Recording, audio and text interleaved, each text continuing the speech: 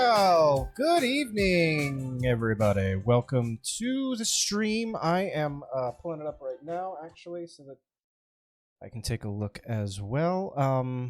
I've got so many things open I gotta close. Hi, how are you?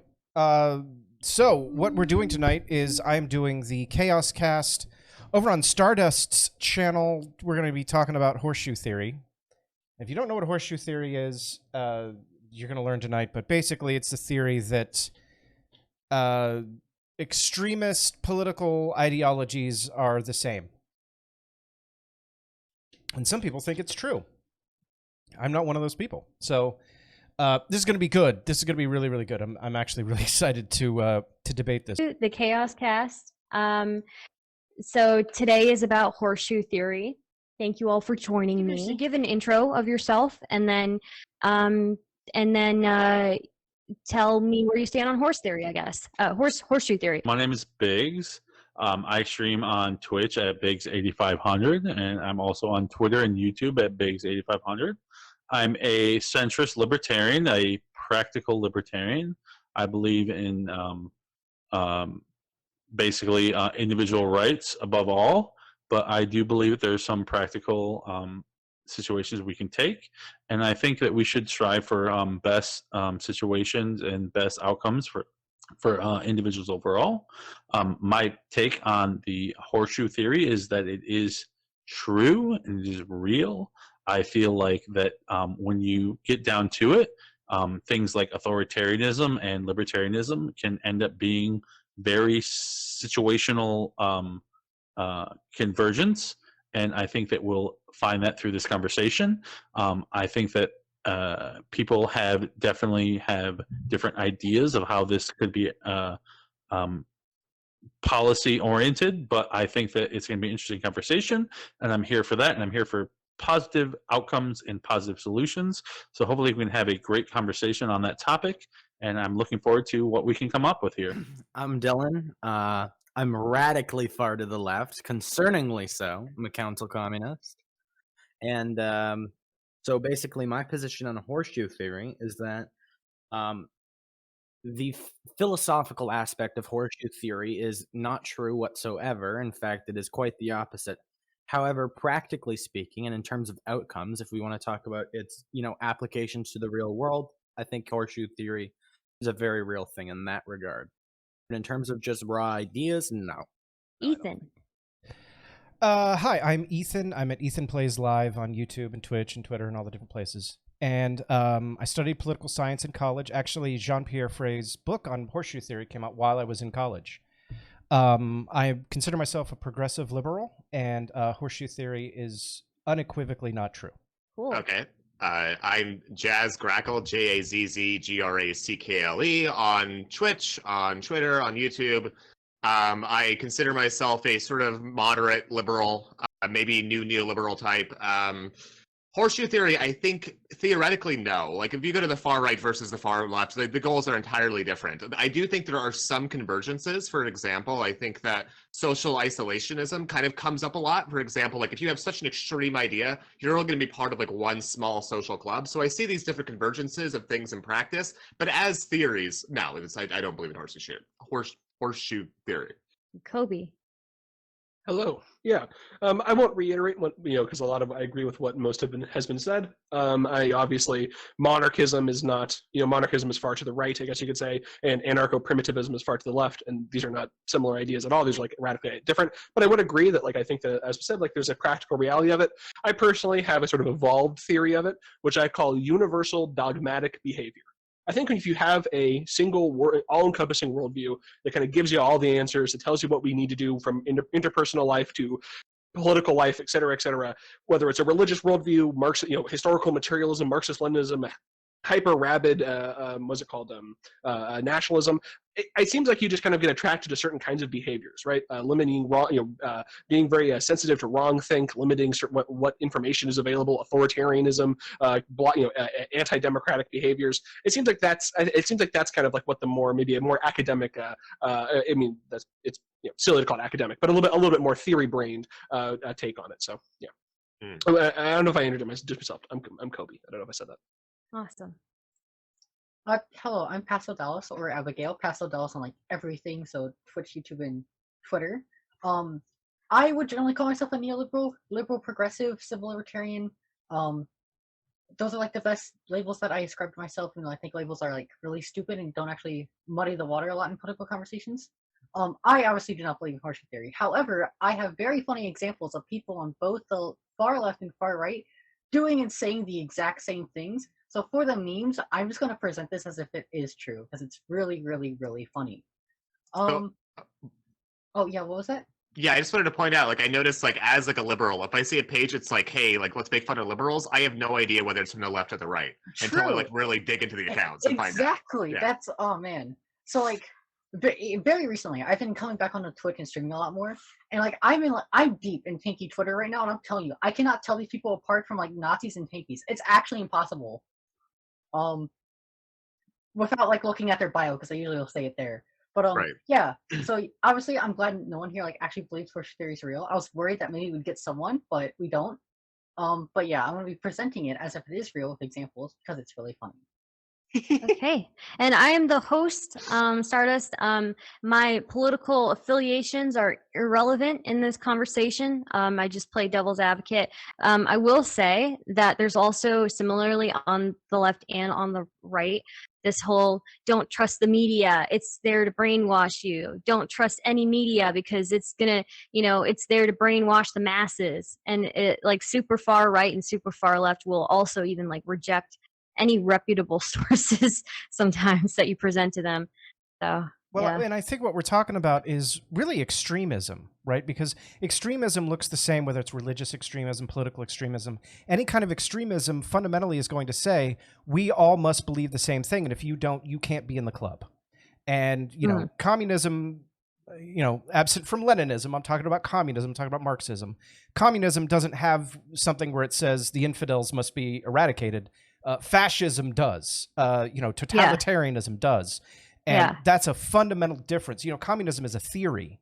It's a political theory. Stuff like fascism is a political theory. Socialism isn't really a theory. It's a socioeconomic state of a democratic government.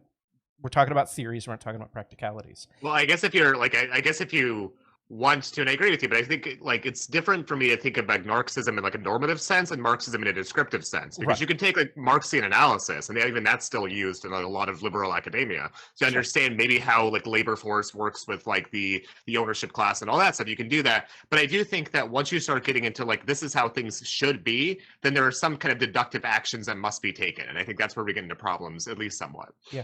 For reference, Marxism, moreover, when people use the term Marxism, at least academically, it's to be referred to as the lens of analysis of Marxist analysis. Orthodox Marxism would be the political ideology. I try to use Marxian rather than Marxist to differentiate the two, but I don't know how. I've seen that in a few books, but I don't know how common that is. Well, and the problem is when you get that deep into academia, a lot of times you're talking past, when you're trying to communicate to somebody that's not into, well, what's the difference between totalitarianism and authoritarianism? Because those things sound very the same. If you're going to also try and differentiate between Marxism and Marxian, you've kind of lost the battle at that point. So I like to talk about theories that people understand and have heard of with language that they've understood and heard of to kind of give a base generalization and stay out of the weeds. Because I think, especially when you're talking about political theory, when you get too far into the weeds, that's when people come up with shit like the horseshoe theory.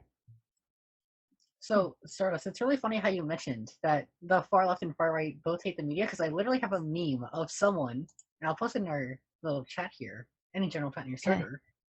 Okay.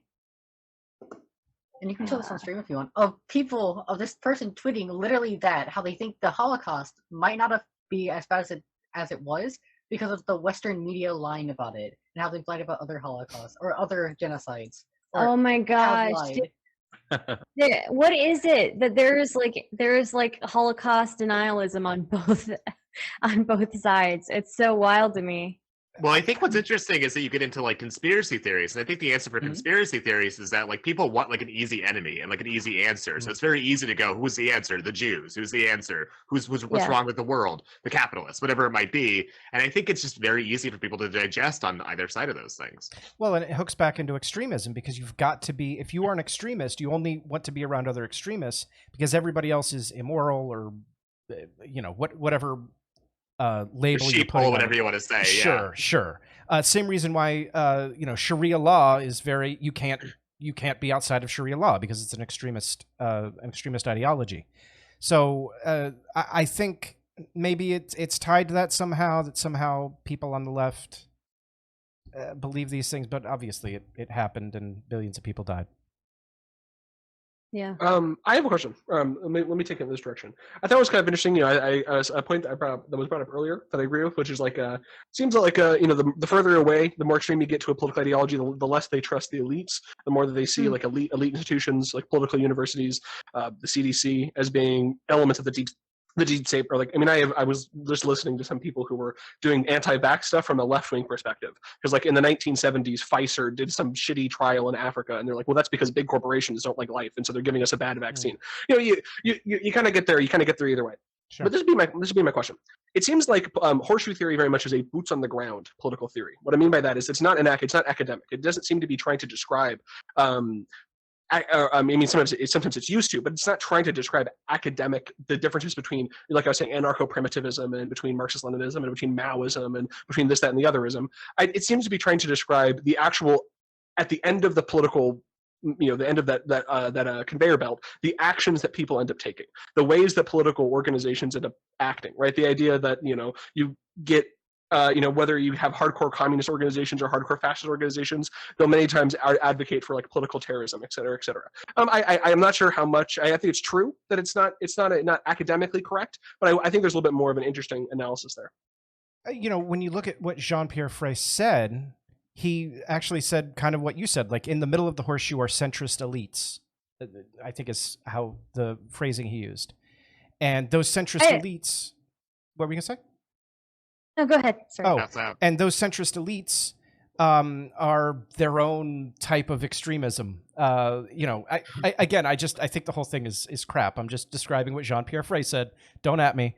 You can at me. It's fine.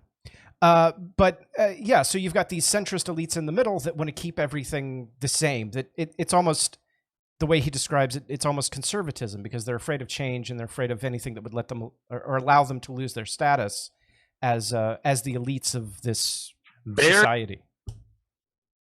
So I want to get Dylan in here. I saw him raising his hand earlier, so I didn't want to. Yeah, I just figured I could jump in the conversation. As far as I'm concerned, the only political extremist in this call. Generally speaking, I feel like this perspective lacks a lot in terms of the different various axes of being a left-wing person. So when we talk about tankies, I don't necessarily think that we should ascribe them a philosophically left-wing label, considering the original political compass was used to, like the right-wingers were the monarchists and the left-wingers were the capitalists. This is used to kind of, I think the left-right dichotomy is more referring to a hierarchical structure as opposed to anything. So tankies, albeit left-wing economically, fall into this like super totalitarian, type of like essentially they do preserve hierarchies through other means, and I think it's important to acknowledge that when talking about horseshoe theory. Well, I think so I have a bit of a contention with things like for say a country like that, like a tanky might stand, like China or something. I think the contention that they would make is that, like, yes, party officials and the leadership is at the top. Everyone else at least has some kind of equal say. That the workers are there, but there's a facility there that allows the equality to happen. I think that would be the tanky counter argument. Right, but the vanguards are still the elites of the society. It's still a hierarchical structure. And moreover, the power dichotomy is shifted from the original bourgeois to the vanguards. Yeah. So the issue is when you get to the ends of what actually people want, whether they're fully socialist or fully fascist, they want the same things. They want to have complete control of what people do, and that's where horseshoe theory comes into play. Horseshoe theory is what when you get to the ends of each dichotomy, people. inevitably want control.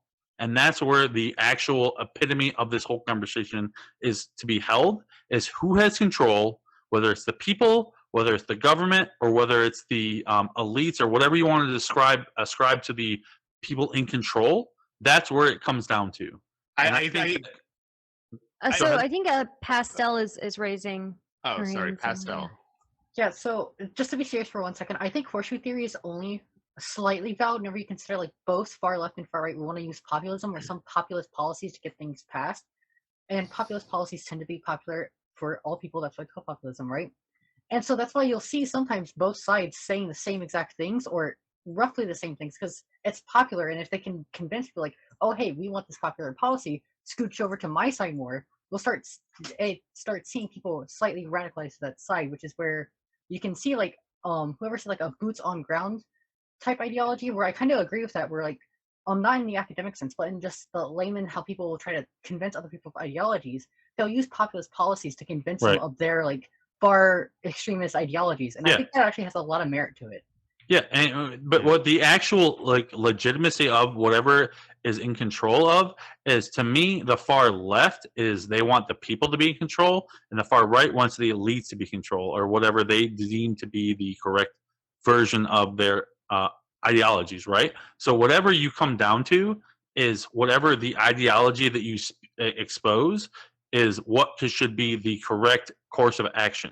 And that's where I think horseshoe theory actually comes down to, because when you have the left that wants like the people rising up or whatever that they like their ideology is, and from the right it's like the top down issue, but it's still the same thing. And that's where it comes down to is who has control, and where is that control coming from, and how do we relate to that control in the general aspect of the common people. And that's where it comes down to. So my issue with this in practice, and like in theory, yes, I agree with you, but in practice, it seems like if you wanted to have something like anarchism, you would have to enforce it in some way. You know, people on the left don't seem to actually want the majority rule. Like, that's not a pure democracy. For example, like you have a workplace that's like 75% like racist white people. Like, no, they do not want the racist white people to go through. And I think that's perfectly valid, but I still think at the end of the day, it's not about like, I think in both ends of the extreme, you're going to have the same kind of control. There's going to be the people who have the right opinion or the correct opinion that are going to be making the shots. And I think that's true of either the left or the right. Oh, go ahead, Ethan. No, you're good. And sorry about my mic. I was on the webcam mic earlier, so somebody fixed that for me in chat. Yeah, how's my audio doing, by the way? I should check that because I had that problem before. You're good. Okay. Yes, it's pretty clear. So here's the issue. So anarchism is not a political theory, because anarchism, my opinion, is the absence of political structure, right? So when we talk about hyper left, we're gonna stop somewhere around anarcho-communism, and we're gonna read Murray H. Rothbard books, and we're gonna be very happy about that. But the idea behind it would be something like, or maybe syndicalism. Maybe we're going to stop at syndicalism, and we're going to talk. All Noam Chomsky, okay. Right, exactly. And we're going to stop at this place where there is no government control. So just before that is where you've got something like communism, where I'm agreeing with Biggs on a few points, but you're fundamentally ensuring that the government is being used as a tool. I think that's something that is very different between liberalism and conservatism, because conservatism sees government as the enemy. We want dual sovereignty. We don't want the federal government in our lives. We want local governments to be far stronger than state governments, that are far stronger than federal governments, that are far stronger than world governments, right? If we're talking about theories here.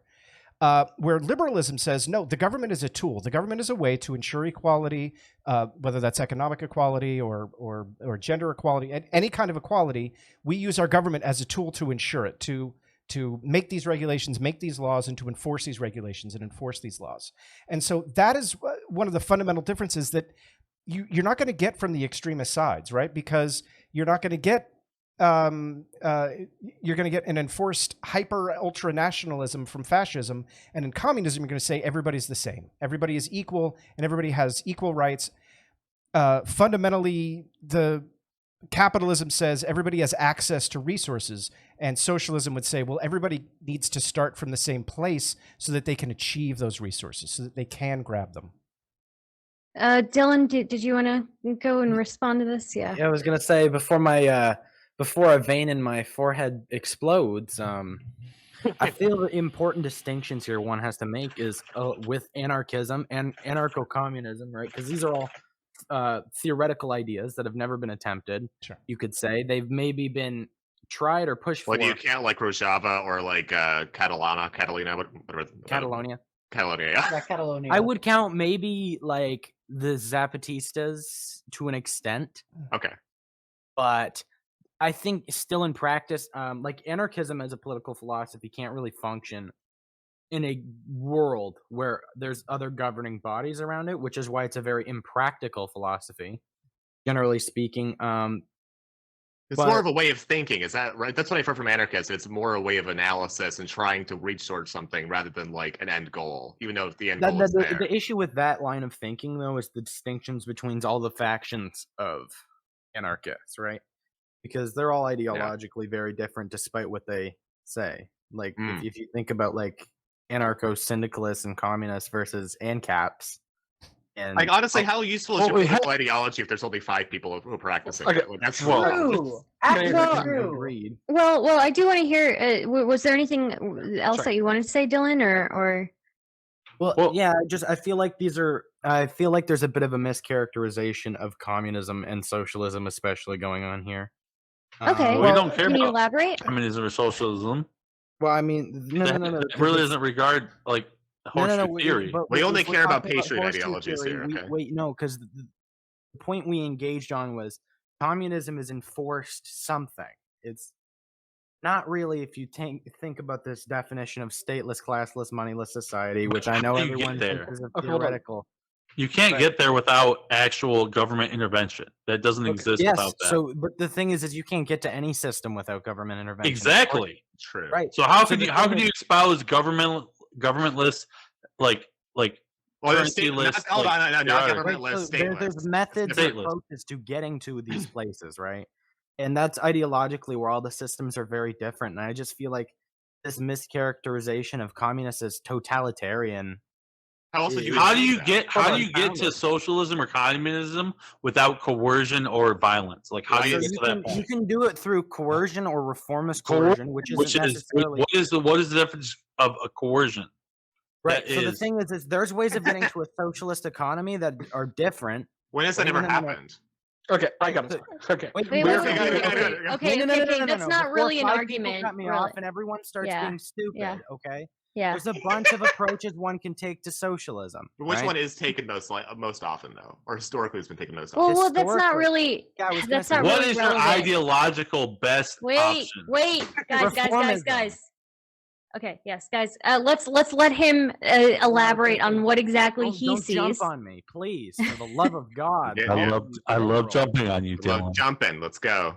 You're the Yeah. best to jump on. Hop on top. I love you. I'm well aware of this. However, that being said, the thing is like for this type of policy to be enforced, it doesn't necessarily have to come from an authoritarian place, which is I feel like the issue with these horseshoe theory memes, because it's like, well, the far like this conflation of ultra nationalistic fascism to ultra, totalitarian communists forcing everyone to have equal rights is really ridiculous, considering a lot of socialists and a lot of communists by proxy who see socialism as a stepping stone to communism don't necessarily see this as like something that needs to be enforced by a government, rather transition through a series of policies which one can voluntarily consent to being part of. So, for example, there are tax incentives with socialists, like democratic socialist politicians. You see this this happened in Venezuela. It wasn't very successful, but we're not here to talk about that right now.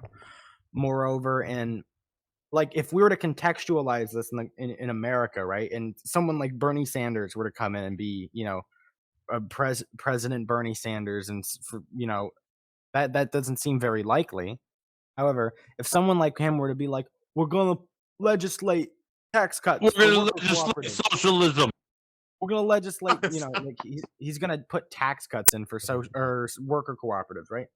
That's something that people can still voluntarily take part in when they establish what type of company they're part of, right? So this view that socialism in essence is totality is kind of unfounded.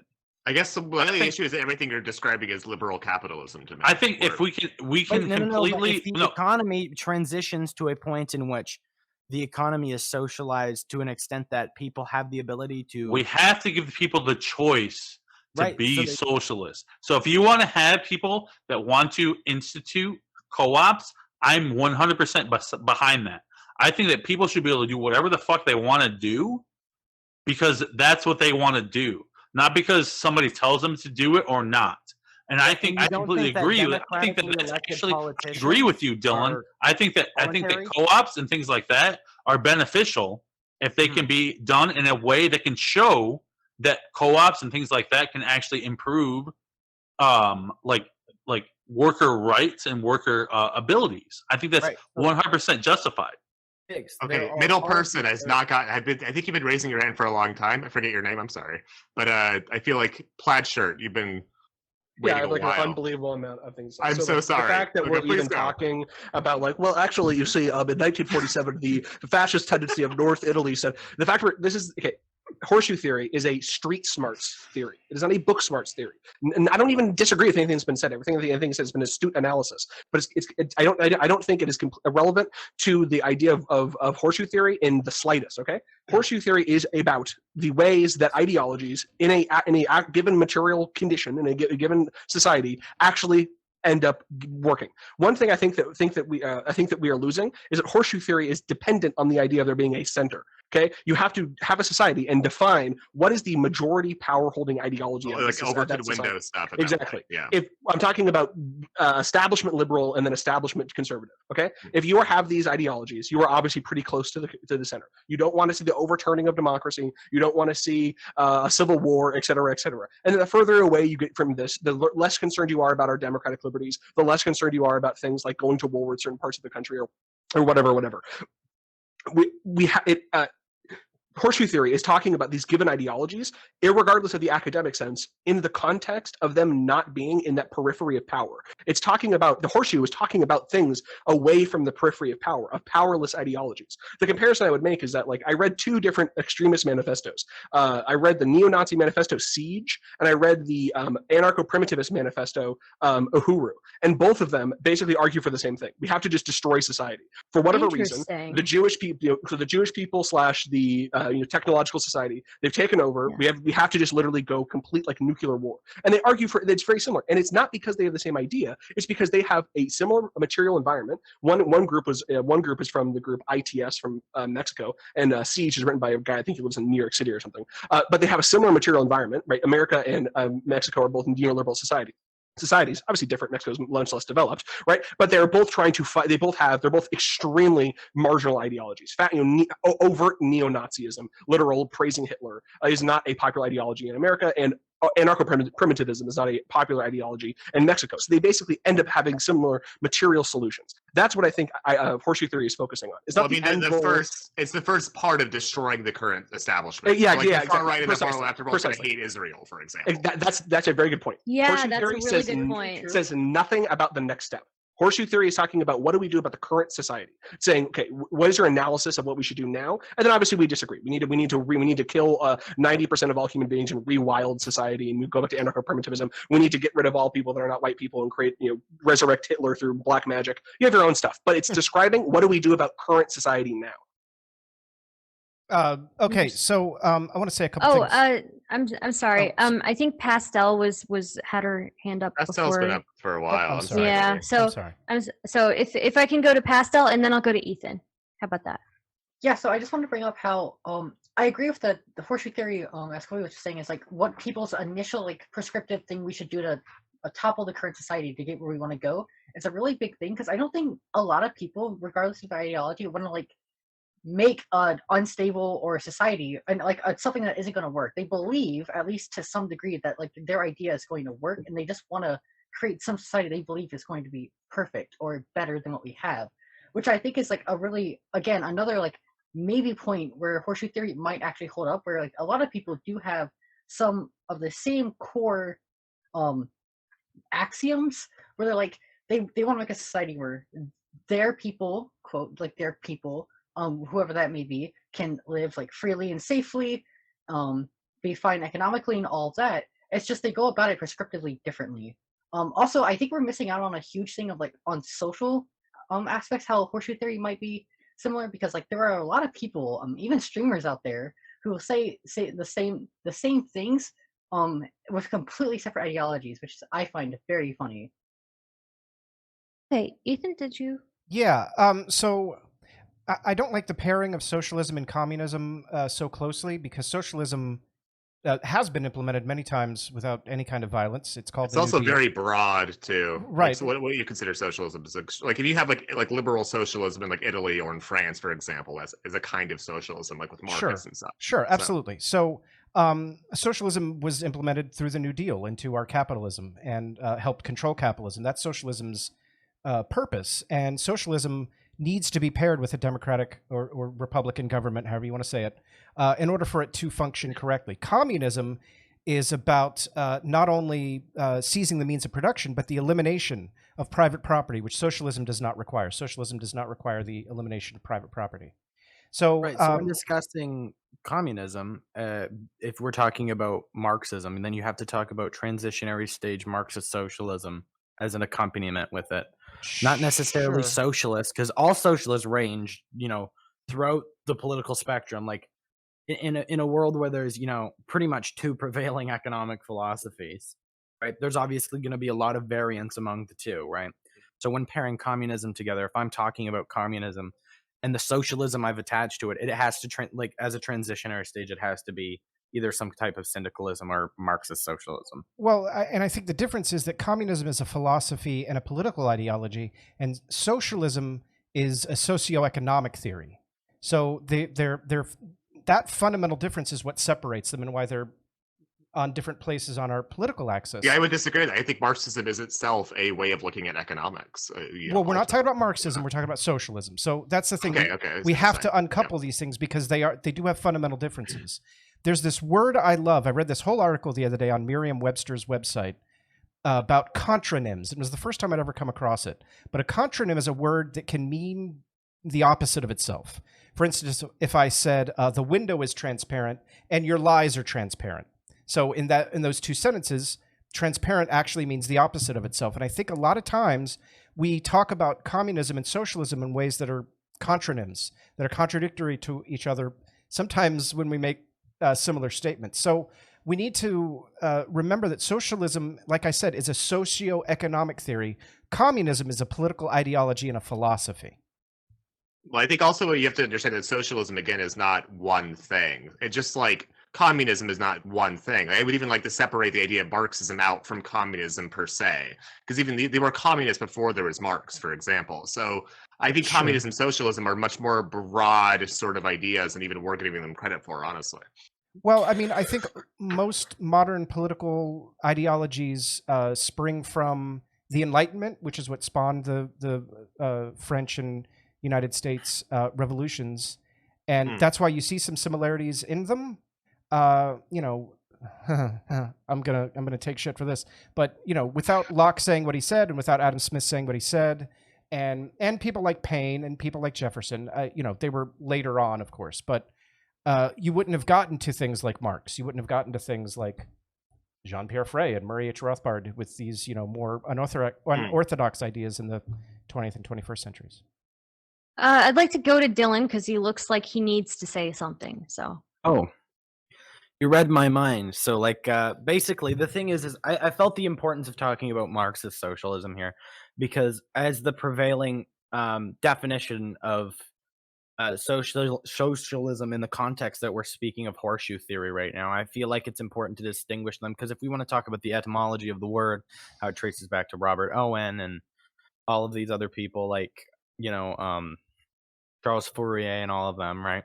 These early utopian socialists, I feel like the whole historical materialism thing, which is a concept of Marxism, and moreover an extrapolation of Marxism, since it's the prevailing one today, is the one that we need to talk about in the context of horseshoe theory as well. Because when we're talking about the far left, we're not talking about, mixed economy, liberal socialism and capitalism. We're talking about tankies, and we're talking about ANCOMs. Well, Dylan, I actually wonder. I feel like a lot of people who are into Marxism are a lot more friendly to ideas like post-structuralism than they used to be. So, like for example, like theoretically, Marxism and postmodernism are entirely diametrically opposed to each other, but I feel like that's kind of going away. Do you disagree with that?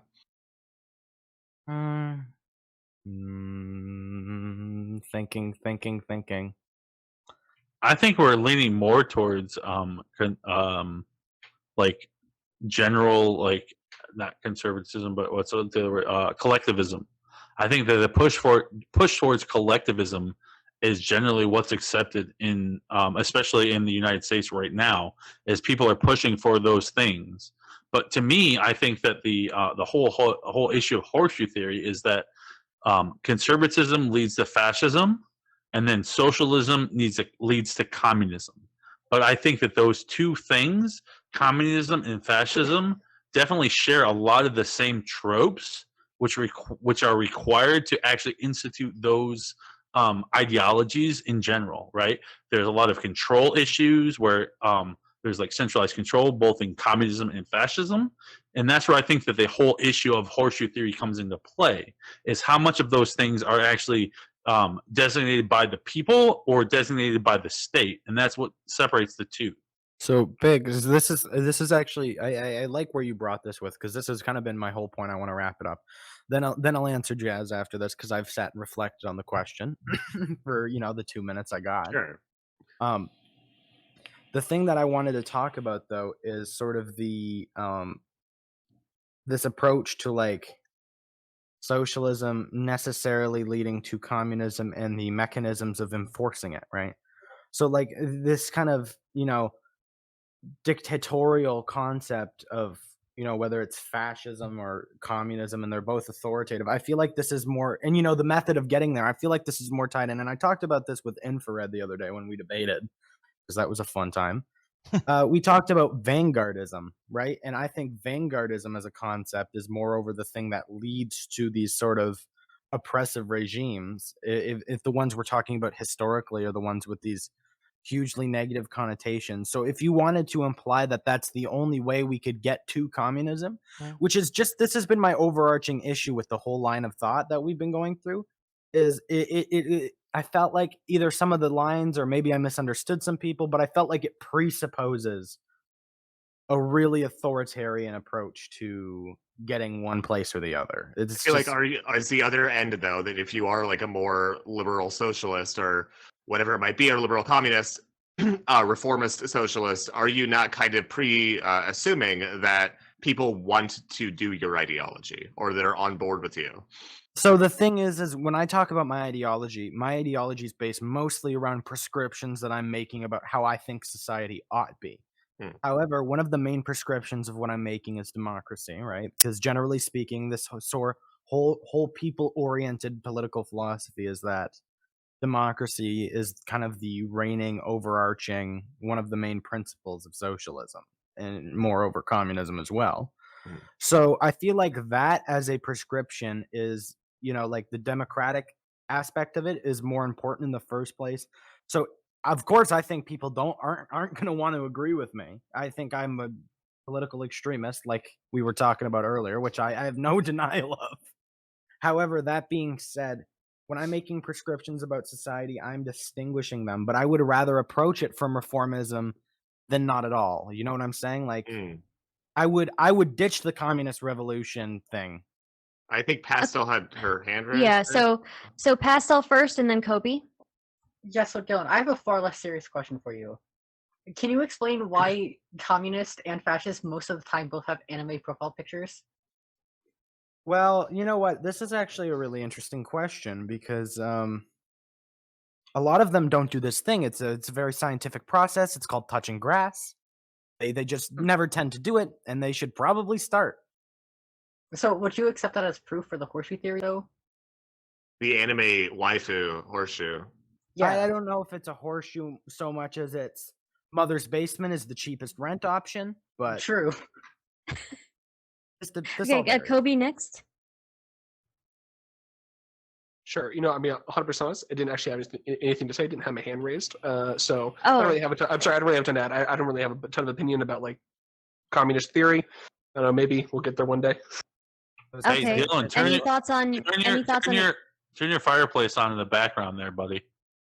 Your electric fireplace, okay? Well, any thoughts on anime profile pictures, Kobe?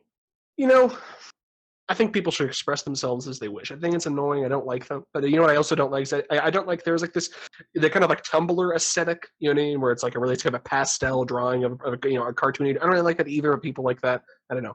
Are you saying your chair gender? No, listen, I mean, do whatever you want to do on the internet. You know what I mean? If you want to have an anime chair profile, knock yourself out. It's all right. Anime profile pictures are okay by me. Ethan and then Jazz. So I think one of the main reasons we can disprove horseshoe theory is by just breaking down what's the difference between conservatism and liberalism. And both of them have this feeling about if there were no laws, right? If we did live in an anarchical system, conservatism says that people would be fundamentally bad to one another, and they need laws in order to keep them from harming other people. And liberalism would say, if there were no laws, people would be fundamentally good to each other, and we need to support them to being good, and we need to keep the people that would be bad from hurting other people. So you can't have that and then also say that stuff on either side at extremism is similar in any way. That's my whole point. So just as a really quick intention idea, I feel like unless you, I don't know if you consider neoliberalism to be left or liberal, a liberal tradition or a conservative tradition. However, the whole idea behind neoliberalism itself is that you need to have these structures in place in order to make the market go correct. And so what would separate me from somebody like Biggs, who's, I guess, some kind of libertarian, is that right? Where you kind of think that, yeah, enough like negative freedom is going to make things go well, where I think people actually do have to have these structures in order to make freedom work at all. So I wouldn't totally agree with that. But as far as the horseshoe theory goes, I think the one thing in favor of where I kind of a little bit side of horseshoe theory is that I would expect a full-on communist to become a fascist before I would consider a conservative to go fascist. Because you're on both these extreme ends of the spectrum, it's almost like there's a phenomenon called cult hopping. And I think that's much more likely than like a liberal to become a communist. Okay, Dylan's going to explode. I can see it. You just got to be convinced to become racist. If you're a communist and you're just convinced to be a racist, you will become a Nazi. That's how you evolve. He's going to have a seizure, dude. Kobe, chill out, Kobe. Come on now. Oh, come on. What race are all the capitalists? You know, it's like, you know. Okay, guys. Do you think like Peter Kropotkin's gonna become a Nazi, or do you think that like maybe like Stalin's more prone to becoming a Nazi? Nobody's becoming a Nazi. Okay, the whole Nazi issue is fucking. It's so on the fringe that it's just fucking not even worth talking about. Like, I know so many people. Like, nobody's becoming a Nazi. I had a 14-year-old Nazi tell me the other day, I need to get back in the kitchen. What's going on? That's a fucking dumbass fucking teenager that doesn't know what the fuck they're talking about. Like, I agree with you, Dylan. This kid's gonna grow up to, if he doesn't learn any. You're not gonna become a Nazi. Wait, no. That's how Nazis start. The neo-Nazis, they join, they get the young kids. The kids get ingrained in these social groups. They don't even believe in the stuff the Nazis believe in. And then they stick with that group, and they end up, they just want friends, and then they end up sticking with that group. That's not the mainstream shit. Okay? Like, if you're but that's how they recruit. That's how the Nazis recruit. I agree with Stardust here. Wait, before we go any further, I feel the need to add that I could generally see someone who's a conservative more prone to becoming a Nazi or a fascist than a communist, depending on where the communist lies, of course. Okay, so like a DPRK stand is more likely to become a Nazi than I'm just tired of 14-year-olds telling me to go back to the kitchen. Well, stop trying to tell me what it means to be a woman. The truth is, I listen to fucking 14-year-olds. That's the problem. I don't listen to them. You don't need to fucking you don't need to engage with fucking people that don't have fucking pubic hair, okay? Here's the thing. Okay, but see, if you don't provide socialization that's different to these people, then the only socialization they get is from their little neo-Nazi friend group with the one guy who's like leading them, what are you talking about? School? Are you talking No, about I'm not talking about homeschool? schools. What are you Talking about talking critical about? race theory. I'm talking about Yeah, I'm talking about the anatomy. I'm talking about the anatomy of Nazi groups online. Well, They yeah. specifically prey on young children, and those kids, they are part of those groups not because they believe in those things, but because they have a friend group there. As do the What, communists. what are, you talking, are you talking about? How old and where are the parents? That's my question. I mean, I agree with you. But I mean, it is that's what it is. the- Reality is what reality is. This is why I said the conservative, like, because this is a meme in and of itself. If we're talking horseshoe theory, we got to talk alt-right pipeline. Like, come on. I don't Oh I my don't know. God! I don't All know right, Radical Cam. pipeline, really? Alt-right pipeline is a very real From thing. what age? It sounds got like a to me pipeline for like you. Centrist is They are. children. Absolutely are. Okay. let's To be real. me, parents need pipe to be down. involved, right? If parents aren't involved, then that's a problem, right? Right. But to Uh, me, my kids are young, and I focus them on things like fucking fun, educational. But that's the point. children. You're a good parent. Well, that's These why your kids who kids are get going to be. Yeah. Go ahead. Okay. yeah, they're not going to be. That's the point. You like these kids who end up in these like alt-right, like white national. Oh my gosh! Thank you for the raid, BX Bullet. These kids who Wow. end up in BX these Bullet? thank you so much, guys. Please check out BX Bullet. By the way, okay, these kids who end up in these Nazi groups, they don't have it's not like they have a strong parental figure at home. If they did, maybe they wouldn't be in those groups. But they generally tend to be people who don't have strong parental figures, who don't have a friend group around them, and they find a friend group, and that friend group just happens to have Like a shitty these one. Nazi beliefs, right? And then and they end up defending the beliefs not because they believe in them, but because their friends are part of that group. You guys ever see American History X? Yes, we all saw Yeah. American History It's- X. Come on now. It's a good movie. It's a great movie. Perfect example. Just spitting it out there. Tom It's a Hanks' best great movie. Sorry. Okay. Jazz. That was a joke. And then Oh, and then What if they Ethan. knew that was a joke? So I think what we need to Oh. remember here is that whether you're a communist or a socialist or an anarchist or any other sort of fringe ridiculous idea or a Nazi, the thing is that your mom probably didn't hug you enough when you were a kid. I think that's probably true, and which is why you can actually blame parents for that. To be more serious, like, why do you think there's so many LGBT queer people in communist groups? Because their parents sucked, because their parents hated them, and so they're like, oh, fucking establishment sucks, my parents suck, I'm gonna be a communist because at least they like me. And I think I want to make a we need distinction to- here. I want to make What? a distinction here in like communist fascist groups, right? Like the ones that are ultra militant fascists, like Yeah, so but right? any kind of extreme anti-establishment group, I think a lot of time comes from being socially isolated, and a lot of it comes from shitty parenting. If you're a Look, loving if- dad, you're not going to have a commie kid. I'm sorry. Look, as the political extremist of this group, I can indeed agree with that. But instead of winding up an antisocial freak, I wound up a male manipulator who cries in his bedroom late at night. Hell Very yeah. different. Hell yeah. So Hell yeah. to comrade. be, Yes, it to was be a fair, joke. I know to it be was fair Ed Norton. I though, was just all kidding. families are communistic dictatorships from the start. It's true. Right. It's So true. to be fair, right? So Okay. when you have these children become young adults, which have this communistic expectation of like things being given to them, but like I don't think that necessarily plays into like the factor of horseshoe theory. But like to me, I think that what I said before was that you have certain ideologies that lead to outcomes, right? And these outcomes are precedent on what the beliefs are, right? So if you have a family that's more liberal and espousing socialistic views, they're going to end up to be more towards communism, right? And if you have people that are more towards conservative views, they're going to lead more towards fascistic views, right?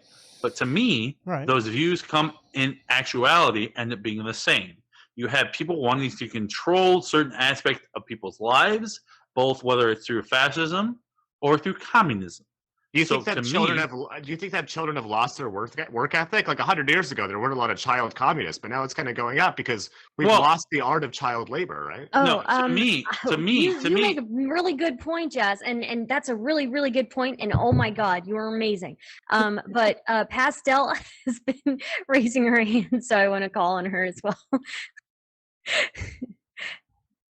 Yeah, so I was just thinking, like, whenever you brought up the alt-right pipeline, I cannot tell you how many like trans communities I've been in the past where I have seen people in real time go from communist to Nazi to back to communist. It's actually yeah. insane. It's wild. What The the fuck is boomerang. going It is- on? The boomerang. Tanky or like The Nazgûls are the funniest people. from like the Mao so Nazis. I've seen them go from Ancom to Nazi to like Maoist. Like it's actually insane. What's with the Maoist dude? He I- literally didn't bathe. Like, why? Why is that your hero? So Sorry. I agree that like socialization and everything is actually a huge part. And like online right now, we're like getting in these political groups when young is actually like somewhat dangerous. I'm writing a somewhat academic paper that I hope to publish eventually, where I'm like actually evaluating how people will join these like Discord groups or groups online, and then how they'll become like an extremist so fast, and like they stay in these echo chambers, and they never leave. And like I believe this is even far more like apparent in like the trans community, because the trans community, a trans person would already agree like society hates me, everyone hates me, the establishment sucks. And here are these extreme ideologies that want to radically change society. I'll just pick one that seems the most favorable to me right now, and I'll stick to that one. And whenever you like prove that that one's not good, they'll just switch to another one. There is no like de-radicalization, or you can't de-radicalize these people, but it's really hard once they already think that the current society is like already so against them that the only way to change things is to completely change society altogether. Which goes back to me saying like Horseshoe Theory as like a non-academic but like boots on the ground thing probably has like a little bit of merit, where like these people unironically just want to like completely change society, and they don't care how they do it as long as it changes. The problem is people just want control. No matter what side you're on, whether you're on the socialistic side or the fascistic side, you want control of the people. And it's just a matter of getting the people to do what you want to do and bending them to your will. And if you can get them to bend to the will of the people or to the elite, that's the difference in these two ideologies. Look, Biggs, if you want me to acknowledge that I like dogmatizing people, I've said it on stream before, and I'll say it again. Totally. Come join me. Well, not Wow. only like I think not even Okay. normatively, but also descriptively, Biggs. And I think that people who are on the far left and the far right believe that you can predict the economy in such a way that you can control outcomes. Where I think the more liberal, sort of centrist people don't think that's even Okay. possible. All right. Before okay, I do want to give Ethan and I want to, and then Ethan and then Kobe. But before I give it to Ethan, guys, thank you people who rated in. Thank you for joining us. Remember to click the follow button, subscribe if you so do choose. And if you don't, Hell that's yeah. totally okay. But you better fucking click the follow button, or I'll fucking stab you in a video game, in Minecraft. Video game. Hey, Stardust is the most based streamer out there, okay? Right. If you want any real takes, fucking come in and check out Stardust fucking channel, okay? She has the best takes, the best reactionary videos. She just is the ultimate fucking queen of Eat stream. your babies if you don't follow me. Sorry. She's a full-on reactionary. Oh, yeah. As we all know. I got called a Sorry. reactionary by Infrared the other day. Shut up, Dylan. Continue, Ethan. Sorry. First of all, I'm subscribed to Stardust, so if you want to be like your old pal Ethan, Oh my you should God. too. Anyway, I forgot what I was going to say. Sorry. I'm so sorry. Oh, I know what I was going to say. No, I remember now. Titles Okay. are tough, bullshit. I will say. Let's go. Okay, so all right, so this whole idea of indoctrinating children, whatever, into Nazism. While I think what happens, for a couple of months, I studied political science in college. I don't know if I brought that up or not, but I did. And I think for probably about a month of my first semester, I was convinced I was a libertarian. And then after that, I was convinced that I was probably a soft conservative but strong centralist. And it was later, once I learned more, once I had more experiences, that I figured out, no, I'm actually a progressive. Like, I actually want things to be better for everybody. I don't think that the extreme left and the extreme right want to control people. I think that the extreme left wants to make sure that we have control over people that would use the government to abuse people, or use society to abuse people. And I think the extreme right wants to control people's actions so that they don't violate whatever ideology is being espoused by that country, whether it's religious or political ideology, whatever it is. So I disagree with Biggs on that point. Okay. Kobe wanted to say something. Yes. Okay. This is my take on why I think people like young people are just falling down rabbit holes left, right, and center. Right? Ever seen like a video where they there's like a chimpanzee that they have to like take out of the wild because it gets hurt, and they put it in like a cage, and they have like on the wall they have like a picture of like the jungle, and the chimpanzee just like sits by the wall and just like pets like the painted leaf. I think that's what a lot of people are doing because we've like there's so many social institutions that used to exist in America just don't exist. People are very atomized. People spend a lot of time by themselves. People are combined with social media where they're by themselves but they're judging themselves. I think people want to have like a Boy Scouts, and I think that like being like a little communist can be kind of a Boy Scouts. You get a reading list, you get movies to watch, you get podcasts and websites to go to, and people to follow, and all these kinds of little fun things. Same thing for being a fascist or being a tradcath or being whatever it is, or being a Nazi that tells Stardust to come back to the kitchen. That's so crazy. But it gives you something to do, and I think that people really want that. And I think that's kind of like a pent-up energy that I think you see in a lot of in Western countries. I don't really know what to do with it. It's just for observation. I think Stardust is probably amazing in the kitchen and all walks of life. Okay, Wow, I think Stardust thank is you. fucking amazing. Her stream is awesome every night of the week, guys.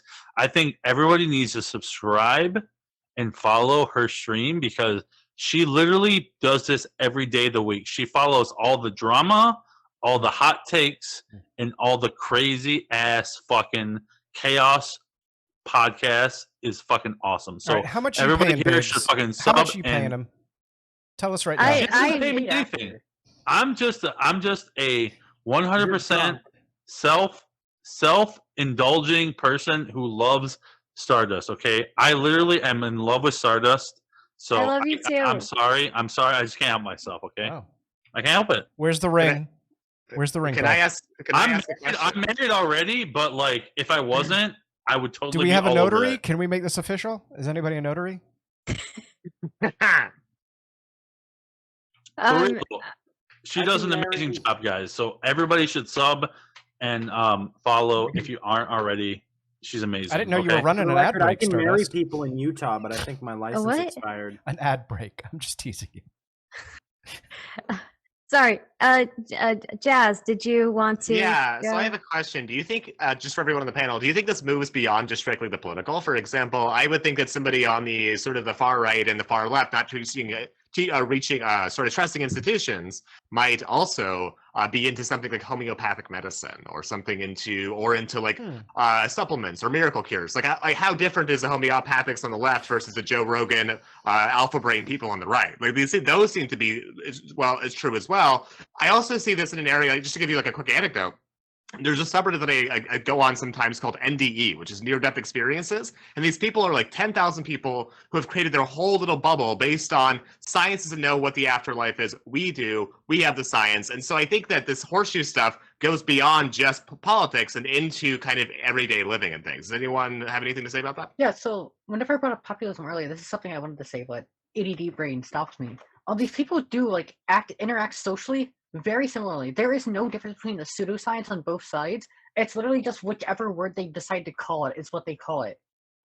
The like logical steps they take to justify their pseudoscience is 100% the same. It's You definitely can never convince it's me definitely otherwise an that it's issue. different. Yeah.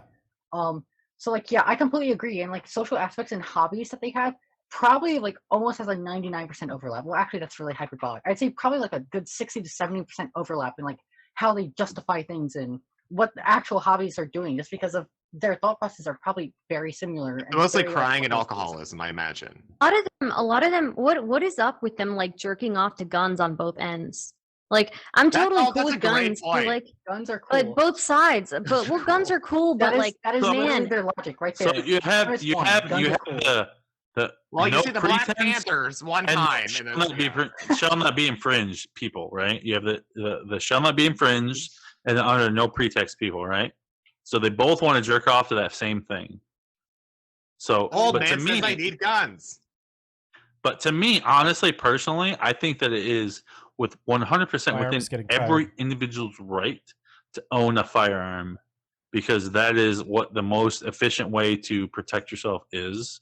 So to me, that's 100% just should be the basis of human interaction. Like, Okay, so I disagree with you heavily because I'm training a swarm of wasps right now in my backyard, and I Oh, no. guarantee you're not going to fuck with any of us. All right? if you can literally train a group of wasps to actually like target somebody, I'm 100% behind that. We're done. Okay, yeah. Okay, if you can Ethan's actually do next, that, yeah. that's 100%. I'm 100% behind you. I think that's 100% legit, and we should focus on that. You should have met the Canadian geese I kidnapped. They fucking Okay. shit everywhere. Their shit is so nasty.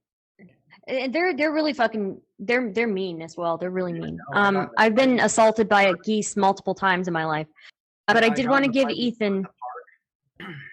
Right. Well, you're much more brave than I am, but yes, Ethan, go ahead. Yeah, geese are dangerous. So I think it goes back to what I was talking about at the beginning about extremism. What we're really talking about is extremism, whether it's political, whether it's religious, and that's why some of these things look similar. Because when you are an extremist, whether you're a religious extremist, political extremist, whatever it is, you tend to not believe that other political ideologies or other religions are valid, and then you start to get into a place where they're literally dangerous. You have to stop these things from happening.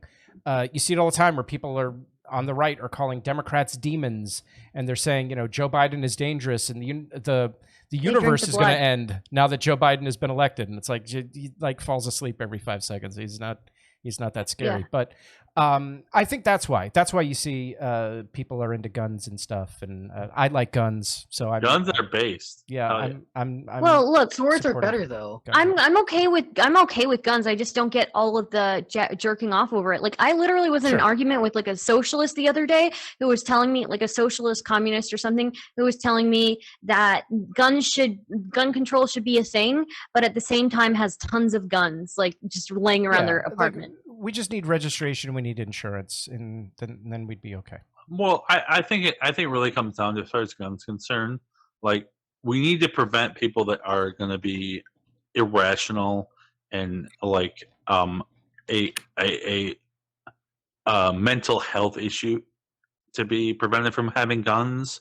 But to me, I think that the majority of people are mostly law-abiding citizens. Having guns is perfectly fine. I think protecting yourself, protecting your loved ones is perfectly fine. But when we have issues like mental illness and things like that, that's what we need to focus on. Plus, we need to shooting focus guns on is that just type fun. of thing. It's just yeah, fun. it's fun, enjoyable. Yeah, sure.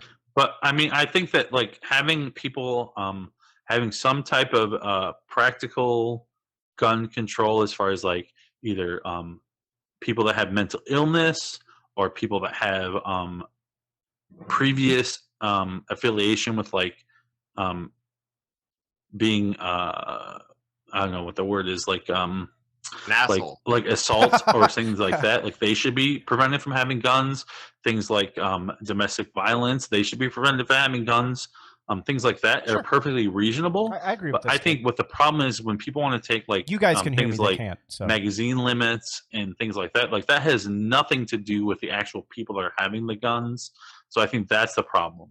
So, Biggs, I really want to challenge you on this idea. I know this is kind of going off on a tangent about guns, but I want to challenge you here because my worry is that if you say, hey, if you have a certain mental disorder, you can't have a gun, are you not telling people who have mental issues to not go to see a therapist? I think or not having the girlfriend tell the police about the domestic abuse thing. I think when you get into these areas, you are preventing people from seeking out mental treatment, and I think that could be problematic. I don't think they're the same thing. I think that somebody that has mental illness outside of purchasing a gun probably has other issues that they're dealing with, so they're probably going to already be in the system in general. But what I'm saying is, like, I think that like having people that have felonies for violent crimes are probably should be banned from having guns. I think that people that have like domestic disturbances or domestic violence should be prohibited from having guns. But I think that like overall the general people that are able to have without those issues should be able to have guns. So like I don't really know like what you're like. I think personally like common sense comes into play, and things like having felonies of violent crimes or having personal domestic disputes can be involved in having your ability to have a gun. How long would you say we should punish somebody after a felony? To me, it's like if you go to prison for a crime, shouldn't it be the case that, hey, you've done your time and that's it? How long do we say if somebody did a felony, for example, like a violent felony, do we say you could never own a gun ever in your life? Like, how would you parse that out? So my personal feeling is once you've basically relinquished your rights of that ability to own a gun, then you either A, have to demonstrate that you're able to have a gun, or B, you don't have a gun. So like it has to be up to the person to be able to fulfill whatever their requirements are, and say like you either A, go through courses or in your management or something to that effect. Like a Be able safe to prove- driver's be able test, to but prove- like with a gun. What? Like a safe driver's test thing, but like with a gun, for example. Or a Maybe. series of classes. Okay. But like, okay, so like I think if you do a robbery with a gun, you should probably not be allowed to own Yeah. a gun legally, right? I forgot. So guys, sorry, go ahead. Kobe, and then Ethan, and Dylan. Yeah, sorry to take it off I topic. gotta Sorry. go. I gotta bounce. Oh, you got to bounce, Dylan. Oh, okay. All right. Yeah, Well, yeah. thank you for stopping by. Do you have a Twitch I can shout you out at? I don't actually use a Twitch. Start Yet. streaming, Use Dylan, YouTube? you fuck. What do you do? What do you do? Me? I make YouTube. What's You your have a YouTube? Link me your YouTube, and I will link it in the chat. because Dylan you're- makes amazing music. Oh, Okay? Music, and he also is on a lot of politically provoked. He's He a good does debater. amazing. He's incredibly charismatic guy. Yes. Incredibly charismatic, incredibly well read. Very Sorry, I very wasn't smart. very charismatic tonight. I gotta say, if you couldn't tell, He's a socialist cuck, but I still love Hey, him. thank you for stopping by. Thank you It for was stopping great, in after great you meeting got you. It finished was with awesome. with work. Yeah, Dylan, if you ever want to I come on my love you, YouTube Dylan. channel, man, you just let me know. I'd love to talk with you sometime. Sure. Yeah, Yeah, me I too. just gotta bounce because I gotta do some stuff, and then I gotta get ready for next panel. Hey, I'll be on later, Dylan. sorry. Okay? Don't forget about me, buddy. Bye, Dylan. Take care, y'all. Later, man. Bye. Bye. Dylan's Make a- amazing, everybody. Yeah, I was He's gonna make a Yeah. big Check comment out on his the, stuff on Politically Provoked. Oh. He just he debated the infrared the other day. Well, he was And did infrared. amazing. Can you give me a look down on who infrared is? He's like a tanky guy. He's Yeah, a tanky mega guy. tanky. They Oh. they debated like socialist and communist theory, Marxist theory, and stuff like that. It was very good. It was just the other day. I think it was like Thursday or Friday night. He does a great job. Dylan's amazing. So everybody check him out on there. And He's the new infrared, basically. yeah, Can I ask an off-topic question real quick? Hell yeah. Sure, go ahead. How is Politically Provoked still up? Hasn't that Discord been taken down like 4 times? I don't know.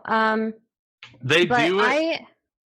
They do it I- based on not the person who does the panels and stuff like that, but they do the panels separate from the person. So like because the person is not involved directly, they are able to do it. So it's some bullshit like that they finagle their way.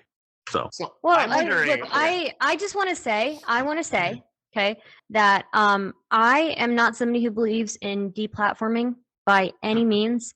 I am somebody who goes Base. on Politically Provoked frequently whenever they invite me on, and I'm somebody who, as soon as somebody brings up deplatforming, I'm just completely against it, because the moment that you're okay with deplatforming, you're okay with somebody deplatforming you, and I don't want that to be the case in any way. I would rather because they already have a platform. It's not like I'm giving them a platform. They already have a platform. They're platforming me. So, it's either they have pushback or they don't have pushback. Sorry. Yeah, I only Anyways. brought it up because I saw a tweet earlier that their Discord was taken down a while ago, and I'm like, I thought Yeah. you couldn't just keep recreating Discords, but apparently you can. Well, somebody's being really weird with it. I don't know. It's so strange. Sorry. Ethan, I think, wanted to speak, right? Yeah, I did. I would say I agree with you on platforming real quick, except for in one exception, if you're harassing people, if you're using your platform to harass people, that's you can't do that. But besides that, yeah, I don't believe in deplatforming people. So real quick, I know we got into a gun conversation, which isn't totally applicable, but I think that I have a friend who's a neuroscientist. I want to bring him on soon and talk to him about this. But I think there are some mental conditions that are dangerous. For instance, my aunt is bipolar. She has been violent to me in the past, unfortunately, because she's mentally ill. Not because she doesn't love me. She loves me a lot. My Yeah. uncle is schizophrenic. He once tried to throw his boss out of a 10-story window because he freaked out. He doesn't work anymore. He's Dude, you disabled live now. the same life as me. I have so many family members, like close family members, who have these issues, who have been Right. violent. Like, Right. And so I would not want my aunt or my uncle to ever own a gun, and they shouldn't. Yeah. And it Yeah, they pains me to shouldn't, say yeah. that because I believe very much in the right to bear arms, but I think there are some exceptions, and they're rare, but there are some exceptions. There are some people that should not own guns. So I kind Yeah, of there's agree with definitely- you. I agree with you theoretically, but do you not think that if somebody's like, "Hey, I really want to own a gun, but I know I'm kind of wacky in the brain, maybe I shouldn't go to a therapist"? Okay, do you think, but- or maybe I shouldn't go to a psychiatrist. but here's is the that thing. possible? But you could apply that to literally any law. Okay, so Well, hold on. the problem is you have to have laws and you have to enforce them as well as you can. If you sit here and you say, well, somebody could circumvent it this way or circumvent it this way or circumvent it this way, you're going to end up in an anarchy system Well, sitting I in actually your have house all day. I have a really good example. So I'm not sure if you know about this, but in California, I think in 2019 we changed the laws around HIV reporting, where it used to be illegal that if you knew you had HIV and you had sex with somebody and you transmitted it, that you could be held legally liable. Right. What they found is that exactly what you're saying here is it encouraged people who were more likely, the people that are most likely to get AIDS, were people that are most likely to be engaging in unsafe sex for whatever reason, most likely to then not seek out the test, right? They can just know they have AIDS and do that. So by making it not criminalizing it, we saw that we have an increase of people getting tested for AIDS and a decrease in the transmission of AIDS. So I would agree. That basically be my answer. Well, then you have to. Just to cap it off, if we could see that there was a benefit to this or that mental condition or whatever we put it into, some sort of behavior law, whatever, if we saw a benefit, we saw less gun crime, perhaps I could be beneficial for it. But I do think that there is demonstrating what you're saying here, that it can discourage people from getting the help they need, and then there's a whole lot of other problems there.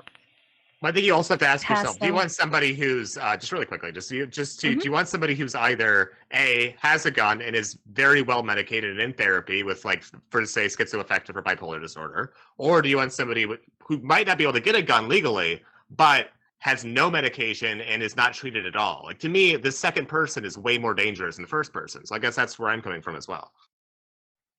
Yeah, just to give like a serious take on gun control and stuff. I'm like probably the most rehabilitationist person you'll ever see for like crime, and I don't know if I agree with the fact that like domestic abusers, after they've served their time and everything, can't own a gun afterwards. I understand like empirically why that could be a thing, but from a purely like philosophical axiomatic thing, that makes me feel really uncomfortable that like you commit one crime and your gun privileges are just over. Like you just lose the right to have the most efficient way to defend yourself, if you ever need to. Yeah, and I meant to add that onto my statement real quick because I'm going to forget if I don't say this.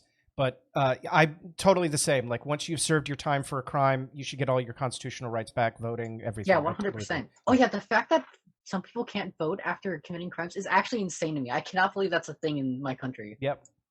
So the Yeah. argument that I guess I would make, I'm pretty big gun control guy. I kind of don't think owning a gun should be a right. I kind of view, I kind of view the gun as like a tool in society.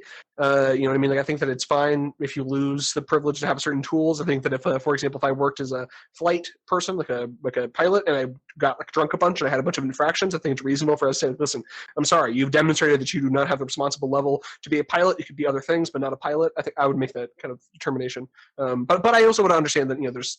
I also am sympathetic to the idea that, like, if you did a thing when if you're 45 and you did a thing when you were 20 and you're still having your liberties, I'm sympathetic to doing something Restricted, there. yeah. So there are certain things that you do have to say that you give up the rights once you do certain things. So, like, to me, like, obviously I do kind of agree, like, if you do something when you're 20 versus when you're 40, like, that is something. So, like, statute of like limitations type situation, but like I think there are some issues where you do give up your rights when you commit certain crimes and things like that. So I do think that there is some aspect where that comes into play, whether or not that like should be perpetrated against you in perpetuity for the rest of your life. Maybe not, but like I think there are certain things where like if you commit a certain crime, like you should be held responsible for a certain amount of time. But like I don't know if it's necessarily like for the rest of your life, but I think that there should be some type of whether it's through like legal means, like reciprocity or whatever. But you should be able to set a petition for like your REITs to be reinstituted. Yeah, like I mean, in the every best state. way to If I end can- if I can- recidivism is to help people rehabilitate. No, I agree. Yeah. Yeah. So if I can jump in real quick, I may disagree with the domestic violence take, because generally I don't know what the statistics are on how often people who commit domestic violence repeat. But owning a gun, if somebody is a domestic abuser, owning a gun, they will at some point pull it on their spouse, right? If they're put in therapy for domestic violence, I don't know all the statistics behind that. If there's like proof that that therapy is useful and can change somebody and stop them from committing again, then There's yeah, always going to be some risk, obviously. yeah. Okay, so I have a question about Horseshoe Theory, actually. I wonder if, as a group, we are all kind of political nerds in some way or another, and Horseshoe Theory is something that's kind of for people who are on the ground, who are kind of just like your neighbor Joe or whatever. And I wonder if we're kind of it's very hard for us to see how other people might see Horseshoe Theory because we're so bogged down in theory ourselves. I wonder if we can even get out of that.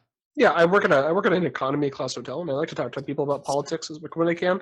Talk to a lot of like construction workers, people that do that kind of stuff, and 100%. There's a very pervasive thought that the Democrats and Republicans are just the same thing, just a very simple kind of like power reductionism. That I think a lot of working class people have. That it's like people in power just kind of will do whatever they want to do, and they call different countries have different names for the powerful. They call them communists in China. They call them capitalists in America. But I see that's a very pervasive sentiment. I think from the disconnected people I talk to. Sorry, Ethan looks like he was going to say something. Oh yeah. I'm sorry. My four-legged producer is here, and he's helping to manage the stream. So my name on Mixer was Progressive Liberal for a long time, and YouTube. And I did that because I would stream on Mixer, and people would come in and start talking to me about politics and their political theories. One of the people's that's my mod now. That's how we met. They came in one night because I said something they didn't like while I was playing Paladins or something, and now we're friends. So I agree with you on the surface that. Yeah, political, people who are trying to be politically engaged but aren't political academics see Horseshoe Theory as a easy way to explain things. But I think, Benjamin Franklin told a story about when he left the Continental Congress, and he's walking out, and this woman says to him, "Well, what do we have, doctor? Do we have a monarchy or a republic?" And he says, "A republic if you can keep it."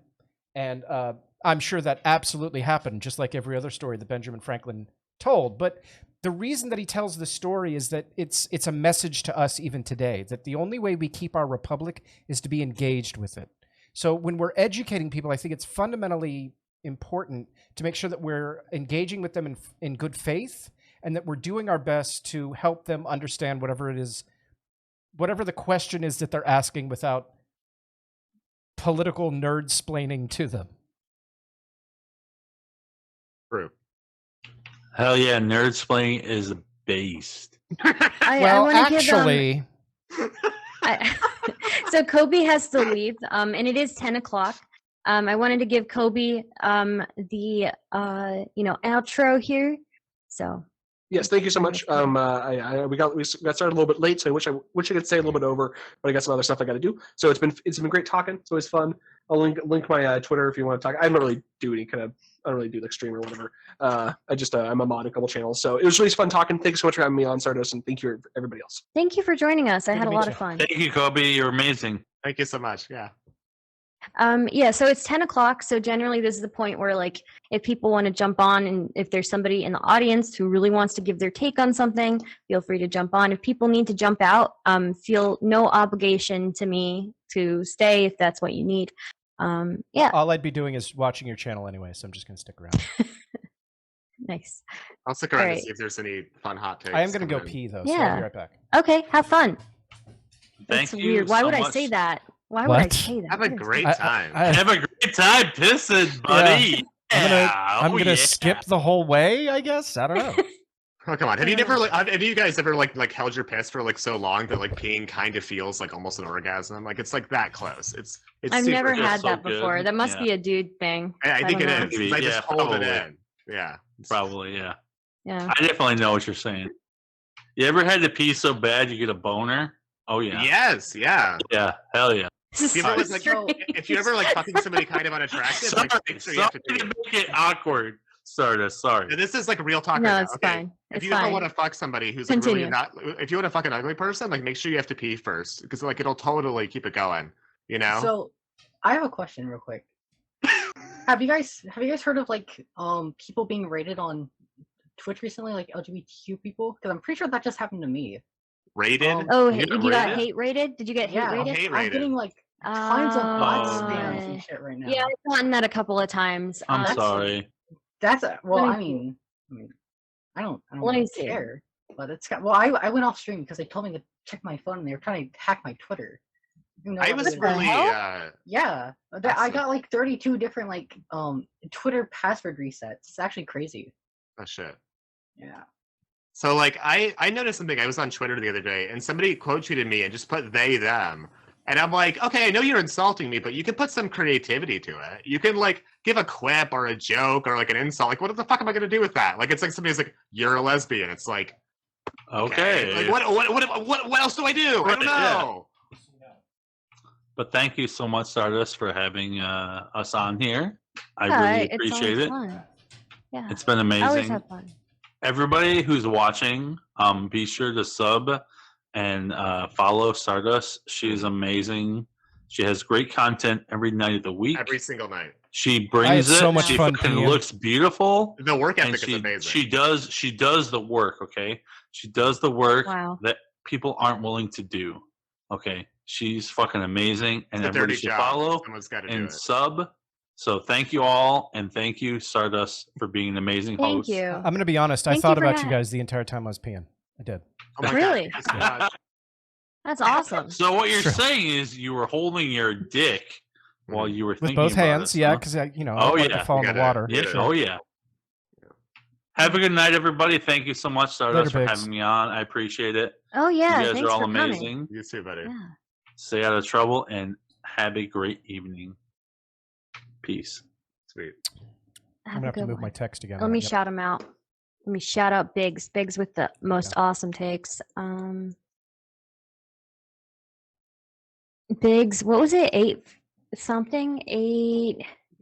I always forget his last name. Biggs is the first name. The number is the last name. I think it's Let me see. 852. I don't remember. 8500. There we go. Don't ask me things because I don't know them. Yeah. Okay. Anyways, sorry. Yeah. I don't know. I think I believe in like pretzel theory more than like horseshoe theory. You know, Pretzel Pretzel theory. Yeah. I think that the political spectrum is no. a three-dimensional axis. I don't think that it's as simple as a line, one-dimensional or two-dimensional. I think you've got people like me. I'm a progressive liberal, so I'm a leftist, but I'm not a communist. I don't think that it's a line where a spectrum where progressive liberal is right here and See, neoliberal is right over. Like I just I don't think disagree. No, I disagree. I think that on one side there's incorrect, and on the other side there's correct. And the further you That's get fair. towards my opinion, it's there you go. Oh, That's I just- remembered something I wanted to say earlier. Yes. Because about neoliberals. All right. One of the of all neoliberals was Al Franken. And I read all of his books when I was in college. And I remember he was saying, I think it was in Lying Liars, he was talking about how liberals treat the government as though it's an adult. And that adult makes decisions and we listen to the adult. And conservatives tend to treat it as though it's a child, a petulant child that we need to punish when it acts up. And I think that is fundamental to the neoliberal theory that when the government makes a decision, it's important to listen to that decision and follow it fundamentally. Because neoliberals, as radical as they espouse themselves to be, are fundamentally not very radical.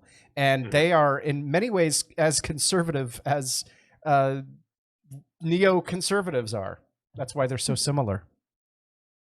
I don't even disagree with that at all. It always throws me for a loop when I meet like a conservative liberal. Like I know it's like it's correct, it's technically correct, but it's like Right. I'm a liberal, you're a liberal. How could we have such opposite views on things? You know?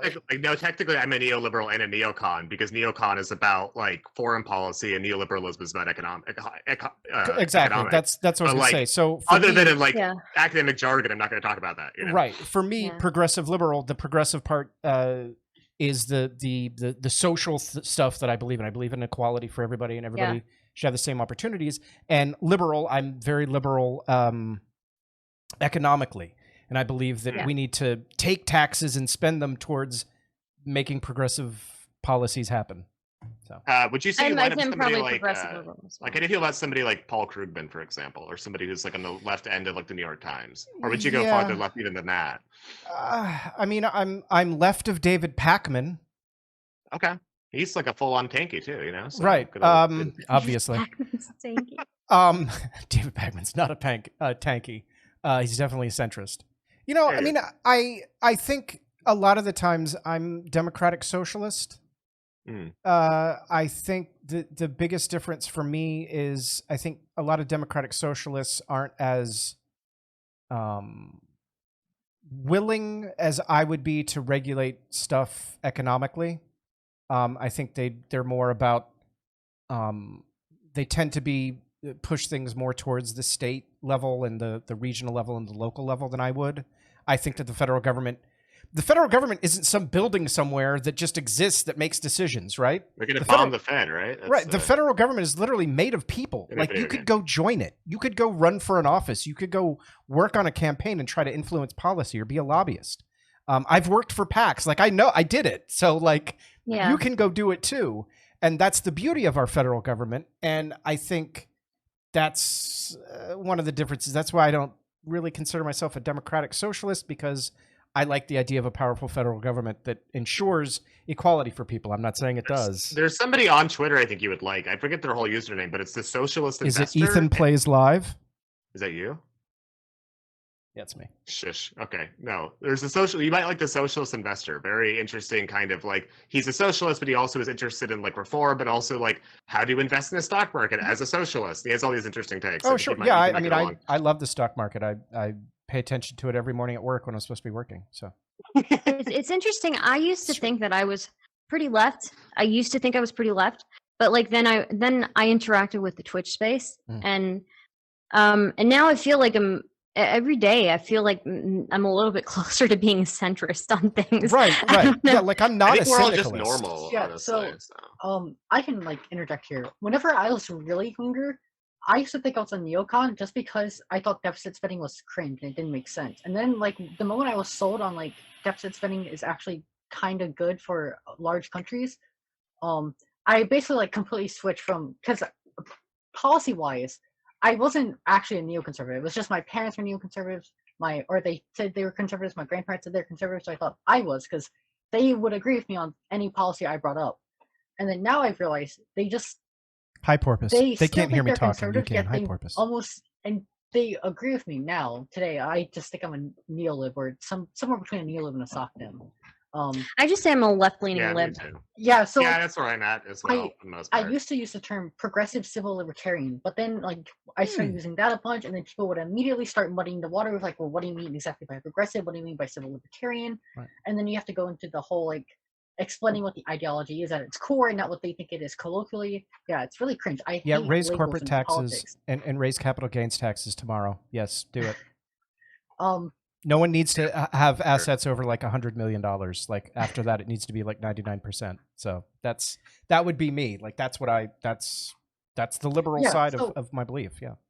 I talk far more now on policy, on like actual just policy. Like screw labels. Labels suck. We can talk about labels if people ever want to, but I would generally like never bring them up. Yeah, I hate labels. Yeah, because they labels 100%. As soon as you bring them up, muddy the entire conversation when you're talking about policy goals.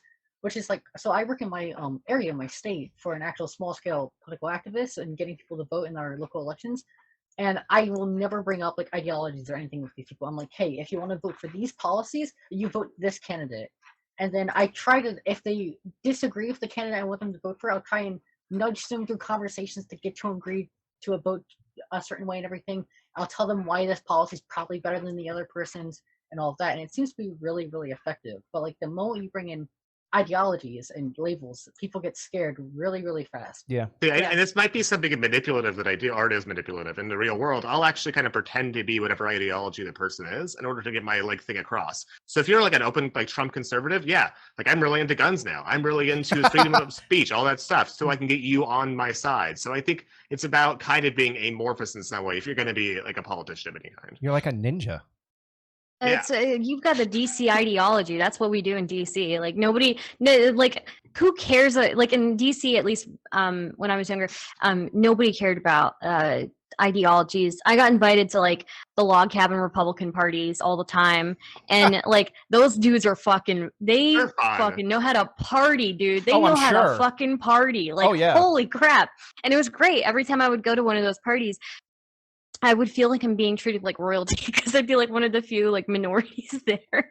But yeah, I don't know. They would people are not that different from each other. I feel like we can all find ways to kind of find common ground. Last panel where you said there's like 6 personalities or something like that. Yeah, I don't think I don't think really that anybody is that unique. I think there are like a few personalities, and life experience maybe changes you a little bit different from the next person. Well, there's this whole theory in politics called pivot theory. Okay, so pivot theory, it usually is referred to in federal elections, but it happens in all elections, where when you're running in the primaries, you go for your base, right? You go as far left or as far right as you can reasonably go. And then as the election approaches, and if you become the nominee, you pivot towards the middle. And a lot of people were talking about how Trump was going to pivot any day now. He was going to pivot any day now. That's pivot theory, is that you start radical and then you pivot towards the center. And Trump never did, because anyway. It's interesting because it feels like the reasoning behind that, I'm guessing, is that you get your base going. Your base likes you because you're basically a cult leader. Then you can do whatever you want, and then you can bring in the people in the middle. Yeah. Right, and then you've got to go pick up the independents and the undecideds, and so you pivot towards more centrist ideals. Yeah. All right. Well, I think I'm going to sign off here. All right. Okay. So, thanks for joining. Can I give like a final take? I think that a lot, like what I've kind of learned here, I've kind of just been sort of figuring out, is that it seems like that people who are on these extreme ends care a lot more about their labels than we do. They care a lot 100%. More, like, if you're a Marxist, I think it actually, if I've talked to people who say like, hey, this idea, like I've talked to I talked to a Marxist about like private charity. Hey, we should give to charity because it's good to help people. And they'll be like, well, no, that's not Marxist. It's like, well, yeah, but could we give to charity? It's like, well, and the Marxism matters almost more than than helping people itself. And so I think I've learned that, like I was saying in the beginning, that these extreme groups become social clubs, where I think people who are, I hate to say it, normal, like the 4 of us, seem to gravitate more towards ideas and policies rather than these kind of social clubs. So anyway, that's my final take. I'm twitch.tv/jazzgrackle, JAZZGRACKLE, and the same thing, jazzgrackle on Twitter and on YouTube. And thank you so much for having me on. Good to meet you, Jazz. Thank you for joining us. And guys, please go check out Jazz. He's super cool. Thank you. Okay. I might call the panel now. Sorry. Go ahead. What were you saying? I was going to say, I completely agree with their take that these people on the extremes, which is why I'm like, I referenced it earlier. I moved away from trans communities because I found them so terribly cringe. To say the least, I have distanced myself from that because I don't want to be associated with those people anymore. And I like strongly agree that they care about their labels far more than any policy goals that they claim to believe. Like I believe I don't know why most the of those quality people in is those so communities bad. are 100% grifters. Sorry, guys. And I'll throw it out here. I promise the quality will get better most once I of switch Twitch, back to my cam. Like streamers are also 100% grifters. I do not believe a lot of the people in the Twitch politics community actually cares about policy. And it fucking irritates me so much. Calling them out. Oh, I will. I've started streaming again just so I can get big and so I can like call these people and actually get them on debates, because I wonder how many of these people have actually gone out in their local municipalities and actually done things. This is why I'm mad at Hassan. I'm sorry, I'm gonna like tangent right now. Hassan, go for ahead. a $3 million mansion, complains about the rich and everything. I guarantee fucking to you, he has done nothing in his local municipal. He's done nothing in any election to help anybody. He's done nothing to get any policy go past other than sit in his fucking house and complain all day. It's so fucking cringe. Like, I swear, and what's even worse is these people have no like forethought on what they say. They will espouse these crazy radical ideas which are super rhetorically harmful. I think half the people in Twitch politics probably should never speak again on politics. Until they like sit down, take a rhetoric class, and like realize like, hey, what I say to my 60,000 person audience might have actual policy consequences, and maybe I shouldn't do this.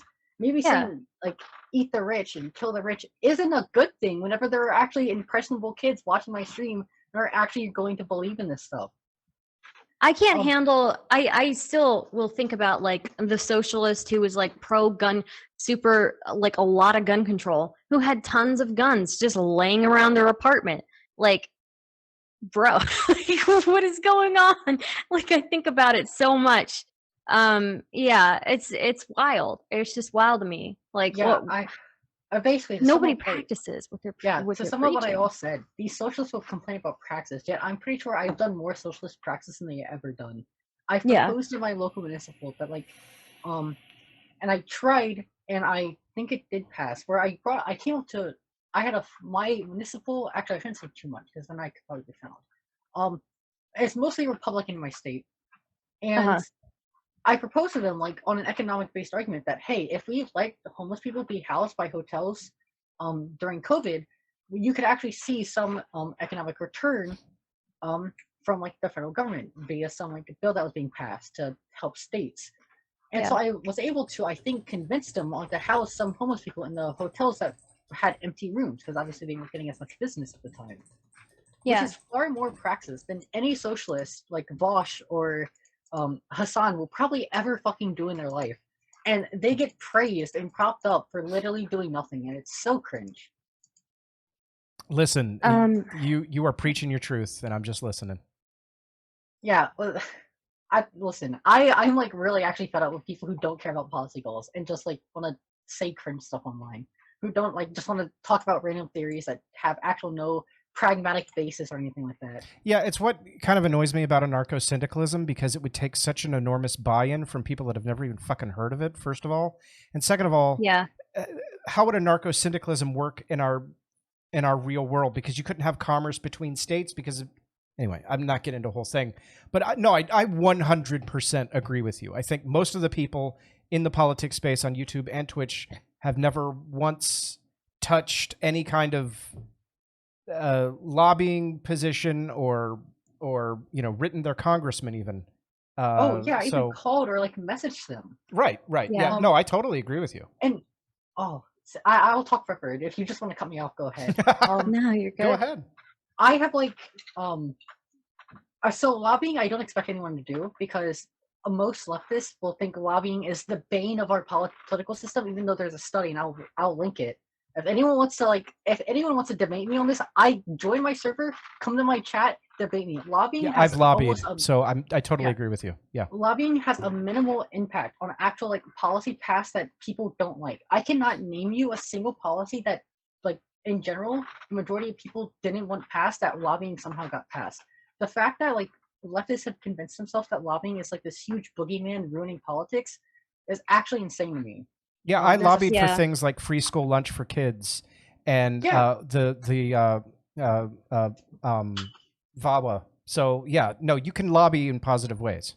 Yeah, and like as I don't think that lobbying doesn't have like negative consequences. It surely can, but like if we look at the general overview of lobbying money being spent where and policy being passed related to it, it seems to be relatively in the one study I read in the abstract and the actual data analysis, like almost like a 0.1 or 1%, or it was very low actual causality relationship where you could lobby, throw a ton of money towards something, and it was very, very unlikely that it'd actually have an effect on if it passed or not. Right. If lobbying seems to be really effective on like local level stuff, which makes sense, but no one wants to like ever talk about that either. Listen, one of the nonprofits I worked for regularly we had a lobbyist that went to the state house. It wasn't a federal thing, it was a state thing.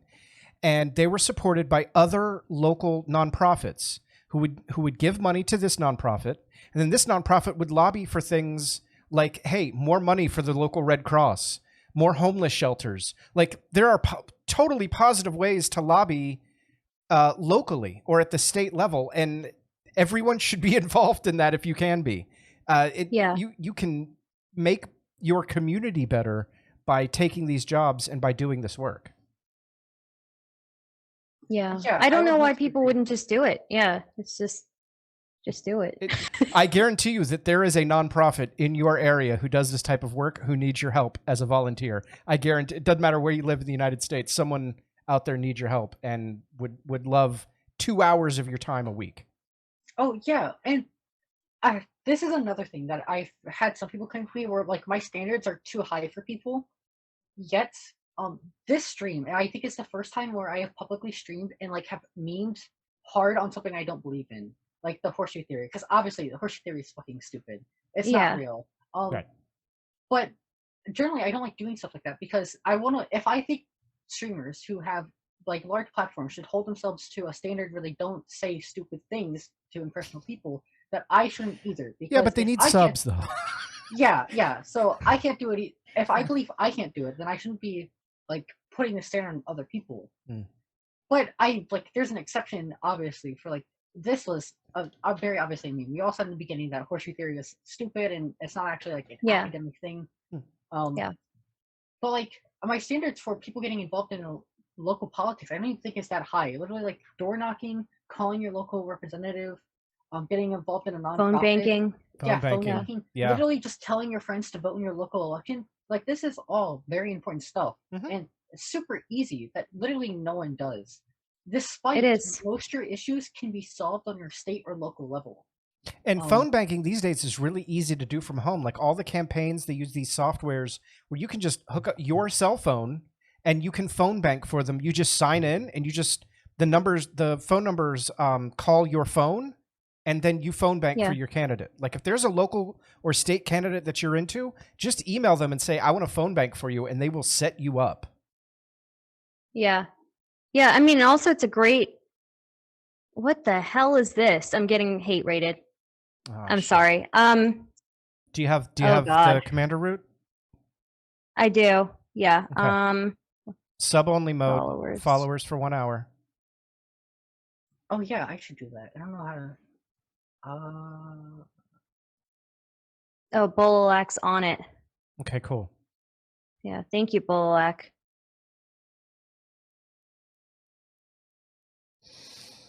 Twitch do better. This is literally like a flashback to when I used to have friends who were obsessed with... Never mind. Anyways, what was I saying? Right. Phone banking is a great way for people to make friends, actually. So if, like, a lot of these Twitch people sorry, a lot of these Twitch people don't like go out and touch grass and make friends with people outside of Twitch, you know.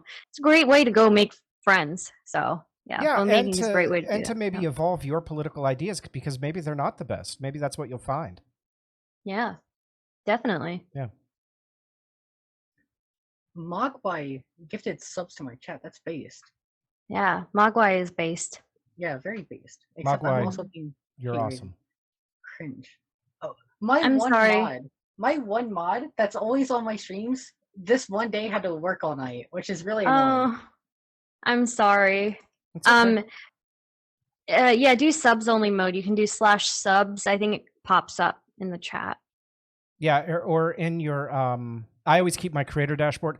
I interviewed Wreck-It Raven on my YouTube channel, and ever since I've been getting hate rated. So I got to be an expert on this like really, really quick. So I keep creator dashboard open so I can just click the button, go to subs only mode, like in one click. Oh yeah, I get don't tend to keep creator dashboard open because I just forget to open it. Yeah. If you're a streamer, keep creator dashboard open while you're streaming. That way you can easily change everything. And it sucks. I'm sorry it's happening to you.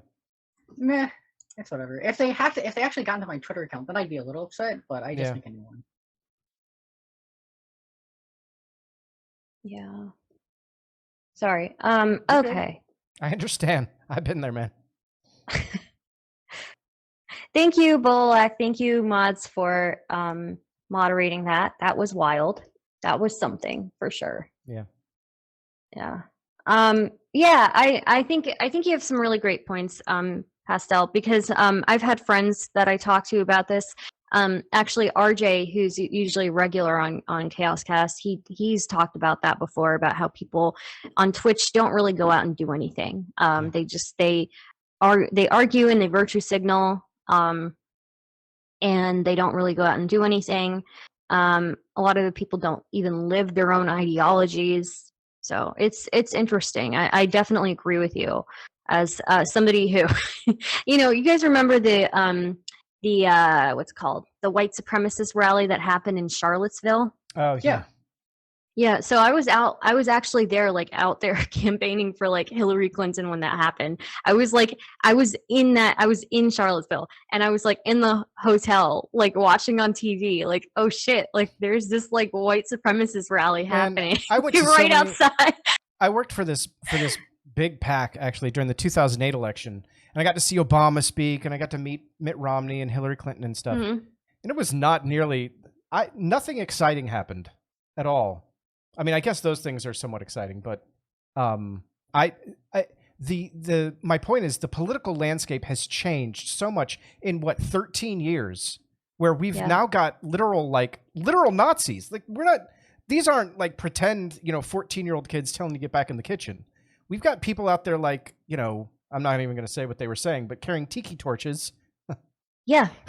Like saying Nazi slogans, because I don't want to say it because I don't know how that could affect your channel. It was surreal. It was surreal. It was so strange to me because like before, like you said, like these things are pretty normal, like politics was pretty normal. Sure. And then 2016, and all of a sudden everybody starts coming out of the woodworks with radical beliefs. I really did not.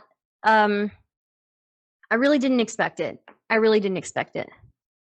Stardust 1 check 1 phone is raiding with a party of 1. Yeah, that's what they did to me. I think they went from me to you. Oof. That's okay. I can handle it. Yeah. Do you guys want an actual like spicy take that I have? Yes, I love spicy takes. They're my favorite. Hold on. I just forgot it. No, ADD brain bad. Give me that meatball. Spicy meatball? Come on. I don't remember now. Something about Charlottesville or tiki torches? No, it was like tangentially related to that. Okay. Okay, if I remember, all right, I'll say it. Well, no, I don't have anything either. Oh wait, I remember. Okay. Sorry, I had to close things on my own monitor. All right. So, do you guys remember when Destiny was campaigning with the person in Nebraska? What was his name? I don't remember. But Gudgel? Yeah, Gudgel. Yeah. It's really, really annoying, or I find it really annoying that there were people in Twitch politics who were, debatably, it's not confirmed, but heavily implied, there were some people in Twitch politics who were contacting the other people that Gudgel was running against to bring up Destiny so Gudgel could cut ties with Destiny. And it's really annoying that there are people who are like this. It's like anti-political praxis. What the fuck's wrong with you? Are you a politics person or not? Yeah, who are literally, just because they don't like Destiny, are literally sabotaging someone's campaign just because it's Destiny financing them. Yeah, and you know what? Half those people are, they believe in those things that Mark Gudgel would have been, doing. Like, why would you sabotage your own political your own political ideologies? Yeah, just because Destiny bad. It's really annoying. It's so wild. It's like, I sympathize with Destiny a lot, solely because like even recently in the crime drama, people were like dunking on Destiny of being a potential rapist or groomer with no validation, just because Destiny bad, DGT Boogeyman bad. And like you see none of this treatment with like any other big streamer that like exists. Other than like I know Hassan got a lot of hate recently for his house, But like, it must fucking suck for Destiny, who's actually done like practices, actually gone out there, actually door knocked, was down there in Georgia, was there in Nebraska, and people will only like reference him for Destiny bad, Destiny on Twitter bad, rhetoric bad, which I agree, rhetoric is bad, he shouldn't do that. But like, Destiny gets a slight excuse because he's actually doing things pragmatically, while these other fuckers are just sitting in their chairs all day streaming, reacting to videos, and not actually doing anything. Or Yeah. like, who was it? The Surfs recently, who went to go debate Lauren and then fucking sucked, yet complains for other people for irresponsibly platforming, yet was probably one of the worst performing debates I've ever seen on Twitch against Lauren Suthers. Like, talk about an actual hypocrite. Yeah, I agree with you. I think the Serfs is the dumbest fuck I've ever talked to. He has he took some clip of me out of context on Twitter one time, and I told him you've got like a ice cold dead ass take, dude. Like, and you like actually responded to me. I don't even remember what, but I swear to God, that was like one of the dumbest interactions I've ever had. I cannot imagine like how the fuck this dude gets like hundreds of viewers. Are you kidding me? Are you fucking kidding me? Who are you? Like, Yeah, oh my God. I don't know. I don't know. And you know what's it's the sad part is he has hello A4 Andre, you're here to troll, welcome. I cannot handle what a dumb fuck he is. He's literally, I have never ever, oh my God, like if there's anybody who doesn't deserve to like to be even talking to the people that he talks to, it's him.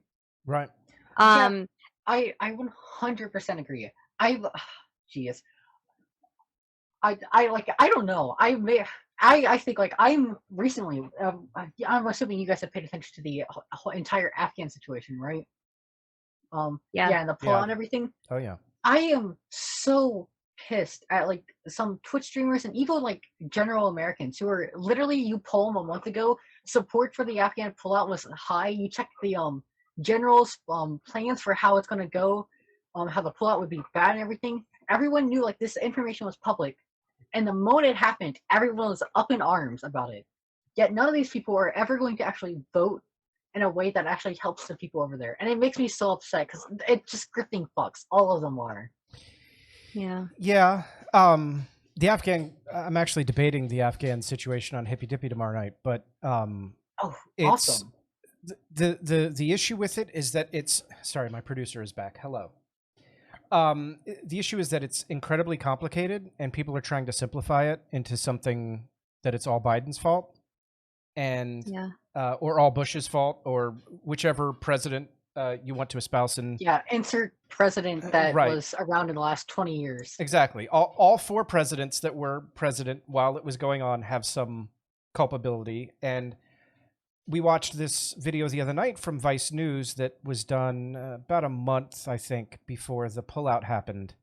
And it was this little town in Afghanistan, and their mosque was bombed. And they found a piece of the bomb, and it had the serial number that it was definitely a U.S.-made bomb. And the bomb was made in March of 2020, which is a month after we made the peace deal with the Taliban. And these people were literally picking up all the pieces of the Quran they could find inside their mosque that had been bombed, because the Quran is sacred to them. And they were going through rubble to find any piece of the Quran they could to save. Now, are you going to tell everybody in that mosque, well, it was Biden's fault? No. Everybody in that mosque thinks that if you're a United States citizen, that it's your fault. And you can like that or you can not like that, but that's the truth. And so to sit here and try to blame Trump or blame Biden or blame Obama or blame Bush, yes, they're all responsible, but to every single Afghan who had their mosques bombed and their families killed, all of us are responsible. And until we accept that responsibility, we can't fix this. I 100% agree. I had a tweet, I think a while ago, where I literally said that no. I was talking to a friend about, am I being contradictory in saying I believe that everyone who didn't vote for a politician that was pro staying in Afghanistan or nation building there, that I believe like all this blood is on their hands. Like this is their fault. And I was debating like I'll never. My issue was I believe that strongly, but I also believe like an accomplice to murder probably shouldn't be charged as heavily as an actual murderer. So like the person who drives the car away, I don't see as much on a completely moral level, not like legal. On a completely moral level, I don't see as responsible as the person who actually pulls the trigger. Yet these people who voted for politicians who wanted to pull out despite knowing what would happen because the military advised everyone, I don't see these two things equally. So I had to talk to a friend for like an hour just to work through like these two positions to find out if I was actually being contradictory in my own axioms or not. Which I don't think I am. There's a difference. Voting is like an actual integral part of democracy, and if you're choosing not to vote in a certain way, that's your fault. But and it affects an entire nation. A getaway driver doesn't really like tend to have the same consequential effect as pulling out of Afghanistan did. Right. And I have another question for you. Do you think would you consider like the coin operations, nation building in Afghanistan? Because I've gotten to a lot of like small debates / arguments of this where whenever I think of nation building colloquially, people are going to think like we went over there, we sent advisors over there, and we were actually building factories, removing them from like an agricultural economy and all this stuff, like what we did after like World War II and all these other wars as nation building.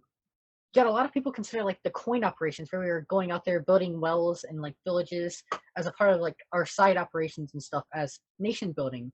And I feel like saying nation building, at least in the colloquial sense, is a bit disingenuous. Because like by definition, it is nation building, but it's not the same as I think a lot of people think nation building is. Where nation building has this big grandiose term, as I guess is what I'm saying, but the coin operations I feel like weren't big and grandiose. The last time the West had any success nation building was World War II. It was post-World War II, helping Japan rebuild and helping parts of Germany rebuild. We have failed. We failed in Korea. We failed in Vietnam. We failed in Cambodia. We failed all over Iraq and Afghanistan. I mean, Iraq, it's up for debate, but we aren't good at it. And all these people that are like, we never should have stayed. We should have, or we never should have left. We should have stayed forever. It's like, we were there for 20 years. Based upon the estimates, we either spent $1 trillion or $2.1 trillion. And we failed. We absolutely failed. So let's not ascribe ourselves to the sunk cost fallacy that since we've been there so long and since we spent so much money, we should stay forever. Most Afghans don't have the French and U.S. sense of nationalism that we have.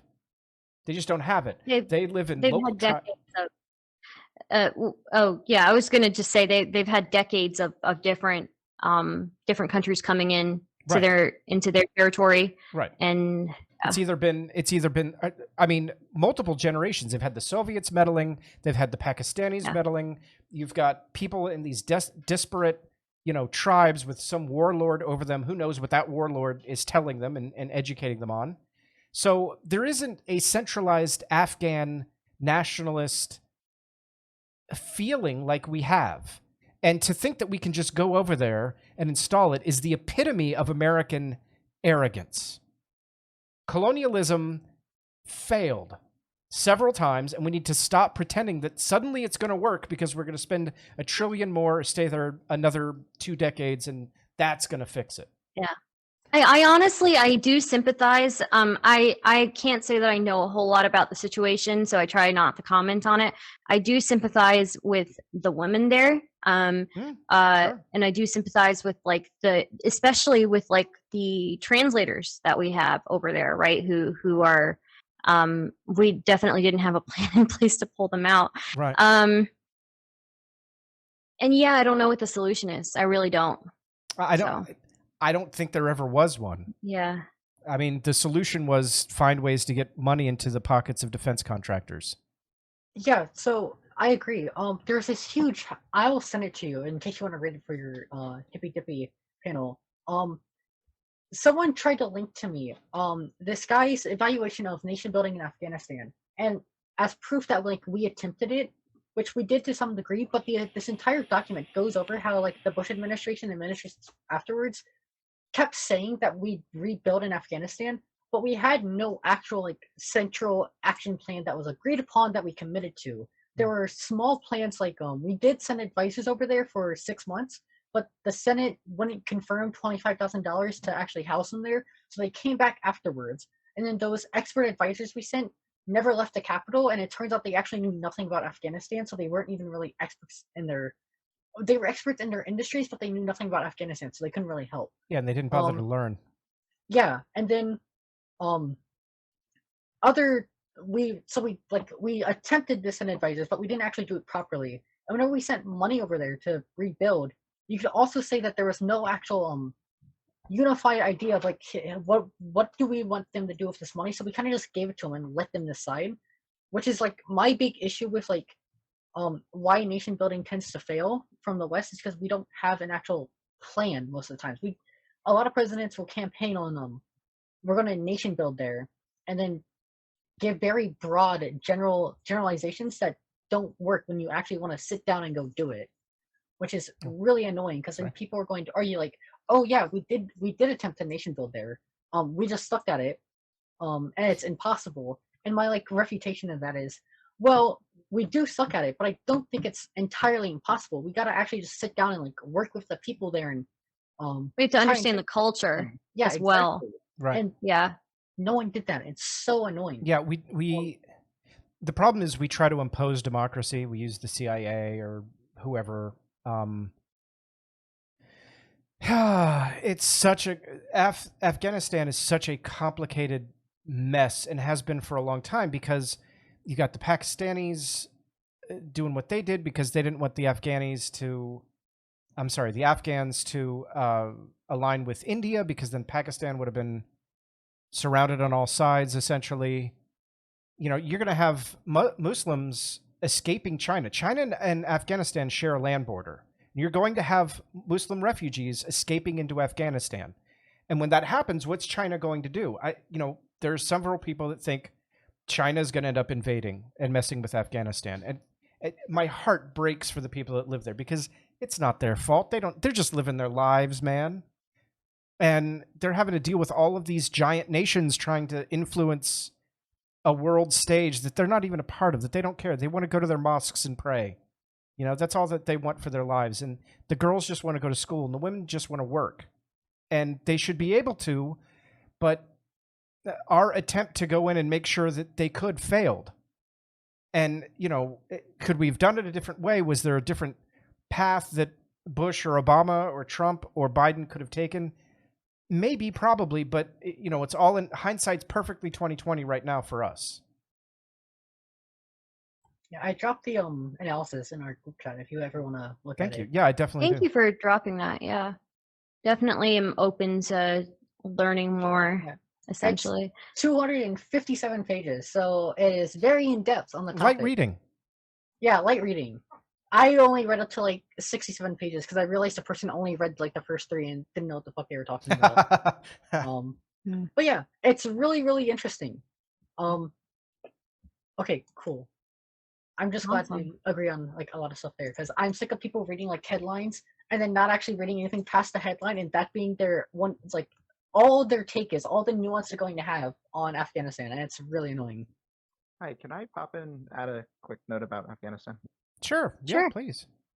So I think that ultimately Afghanistan is a country with its borders that resulted from the kind of British colonial project in India, Pakistan, Afghanistan region. You probably, the only way you're going to be nation building in Afghanistan successfully is redrawing the borders. Because you look at like thinking of the Taliban as you kind of have to think about it as almost like an ethnic Pashtun majority militia. Is instead of like what America thinks about it, which is this kind of like giant boogeyman. I think it's, you know, a little simpler than that.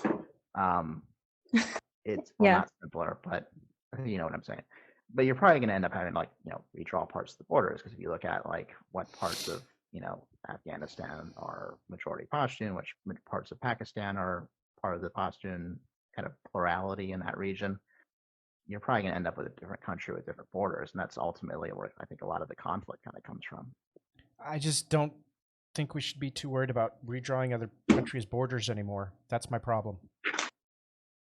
I just don't know why that's our job.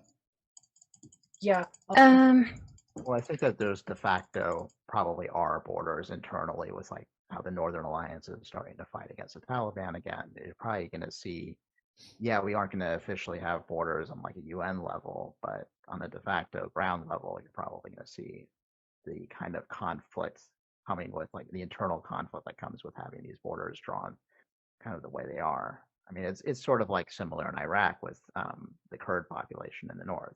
Yeah, that's what I wanted to bring up. There was a just a couple like days ago, or maybe it was earlier today. I'm really bad with memory. Where I was scrolling on Twitter and there was like on one of the trendings, there was people were saying, would Trump have pulled out the same way, knowing what would have happened? And a lot of people on the conservative side were like, no, Trump wouldn't have done it. We would have went back in there and like saved everyone, despite him doing the exact opposite thing with the Kurdish in Syria, where we just pulled out and the Kurdish were like, I don't want to say killed in mass because I do not know for a fact, but if I had to guess, they were probably killed in mass over there, and we did nothing about it. And that also really irritates me because they were our allies. They helped us, and we helped them, and we just left them. We did. We left them to die. We literally did. Yeah. Listen, we literally did it. Trump's decision to negotiate directly with the Taliban completely undercut the Afghan government, completely cut the confidence of the people in the Afghan government, completely undercut the Afghan security forces, and he never should have done that. And he never should have invited them to Camp David on the anniversary of 9/11 either, but that's neither here nor there. Biden came into office and he had this agreement, and he put it off for a couple of months. It was initially going to go through in May, and he put it off until August because the advisors around him said we need a couple of more months to make sure the Afghan security forces and the Afghan government is going to be good when we leave. And we did that. And now we have this mess. It's hard for me to blame Biden the most because Biden was president for the least amount of time of any president of the occupation. Biden was president for like 7 months before we pulled out. Okay. Oh no, I completely agree. And so, you know, all these people blaming Biden, it's like, listen, I don't like Biden. Okay, I said that Biden was the worst candidate that the Democrats could have had. If it weren't for the pandemic happening, Biden never would have beat Trump because Trump's mismanagement of the pandemic is what led to his downfall. But I also have to look at the fact that Bush was president for 7 years over Afghanistan. Obama was president for 8 years over Afghanistan. Obama did draw down troops, and I give him credit on that. And Trump was president for 4 years while we were in Afghanistan. And the only thing that any of them did was Obama's troop drawdown and Trump directly negotiating with the fucking Taliban saying, hey, we're going to pull out on this date. So, you know, to blame Biden over this, Biden's just the one who oversaw the end of the occupation. Should we have left when we did? I don't know. Nobody knows. Nobody can definitively answer the question. If we had stayed, would things have stayed the same? Probably. But Biden was beholden to the agreement that Trump made with the Taliban. And Biden had to carry it out. Biden did carry it out, and now he's got a public relations disaster and a humanitarian disaster and a political disaster, and I don't doubt that. But he had to do what was agreed with the Taliban, unfortunately. I completely agree there, because even my parents are pretty apolitical, but they watch Fox News a little bit, and a Fox News person was talking about how, like, if Trump was still in office, that he wouldn't have done this deal. My parents were talking about it, and I'm like, no, this isn't true. Because the Fox News guy said if Biden really wanted to, he could have stopped the plot, which he could have. He's the commander in chief. However, we have to understand that, like, this plan was something already established for like months, and while he could have just like stopped it, initiating another plan would have taken more negotiation and far more months of planning. That probably would have would have put a lot more people at risk too. Yeah, right? put more people at risk, and it would have been. Can you imagine? So, like, for the last, I forget how many years specifically, but I think at least 10. For the last 10 years, we have been slowly pulling troops out. Mm-hmm. Like, even just a couple of months ago, we had like 2,500 troops there. Yeah, it's been about 10 years. Yep. Yeah. And like, there's this conflation that, like, we had 50,000 troops there and we pulled them all out right away, which wasn't happening. It was a slow over time, which is how the Taliban in Kandahar was able to, from once the Canadians pulled out of Kandahar back in, I think, like, I don't know, 06 or 05, the Taliban were able to regroup in the south and establish bases. Then once the Americans started pulling further back into the north, they were able to take more and more over. And it was only until recently, when we really pulled out the last of our people, that everything started going bad. Because why would it make sense that the Taliban would wait until we were finally initializing our last pullout? And I think it's really stupid to put this responsibility on Biden whenever he had inherited the plan that was already agreed to. And just immediately stopping the plan would have been a political disaster, I think, because if he told American citizens that, like, oh yeah, we're going to stop pulling out, that would have been terrible, I think. Like, we would have had an outrage solely on that, because it's been popular for the last I'd have 10 been mad at years. him. Yeah. And it's really, really, really stupid that he's getting the flack for pulling out. But if he didn't and he had stopped all the planning, he would have also got flack anyways. It's like, I don't know if a lot of these people actually like care, and they just want to like grift and give whatever the popular take is at the time, and just shit on whatever president it is. I think the unfortunate truth is that the majority of Americans aren't going to care about Afghanistan in 3 weeks. Yeah, and Oh, that's sure. what Boomer Hurricane told me. Ida's already taken Yeah. over all of the news headlines. outlets. Yeah. Yeah. I'm like, this Afghan issue is actually like Doomer told me. I thought like maybe Americans did care, but they didn't have a lot of time. A lot of Americans have to work. Well, job, it'll- paycheck. Never cared. They never cared. If the Yeah. Republicans regain either the House or the Senate, there will be Benghazi level investigations into Biden and into all of this. I don't know that they'll go anywhere. I think they'll go about as far as the Benghazi investigations did into Hillary Clinton, which didn't result in anything except Hillary Clinton had to sit there and be annoyed for 17 hours or however long it was. Fucking base too. Right. I mean, for sitting there for Absolutely. Oh, Took I it like a remember at the champ. end when like her hair was all disheveled. She's like, "What do you people want? What do you what? true queen. God, Imagine Trump yeah. being interrogated like that for 17 hours. I know. He refused. He Yeah. straight up refused. But so you will have those, but I don't think Biden was going to run again anyway. So I don't think this is going to like hurt him in the next election. He's going to be 82 years old. He's not going to run again. Yeah. Kamala is going to, and she stayed pretty much out of this, so her hands are kind of clean. And I'm sure that that was a decision that was made by Biden. Like, let me take this because I ain't running again anyway. So I don't know how much it's going to come to haunt the Democrats in 2024, but I don't think it's going to be a huge deal. I mean, it'll be mentioned, it'll be brought up, but I don't think it's going to be a massive push by the Republicans. And I want to point out, I think one big issue with like stuff like this is schools will teach, at least in my like anecdotal experience, and my like somewhat understanding of schools in my state. My schools here will teach compassion, but they don't really teach like empathy. So there is a difference here.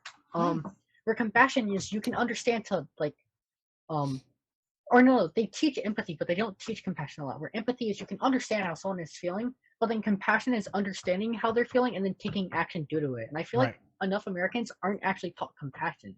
So a lot of Americans do probably care about what's going on in Afghan right now and what's happening to the Afghan women and people, but they don't have like the enough compassion to like actually go out and remember and vote based on this, which I think is something like is a cultural shift we need to make.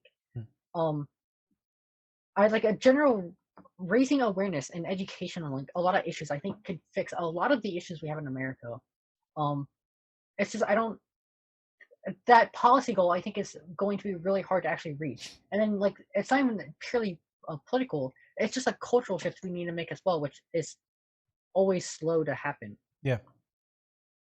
Well, some of that is by design. If you read the Federalist Papers, the Congress was designed to move slow because the framers didn't want it to be easy to pass legislation. The framers would completely disagree with stuff like signing statements and executive orders. They did not want that because that was monarchical. There we go. That's how kings made new laws, was through decree.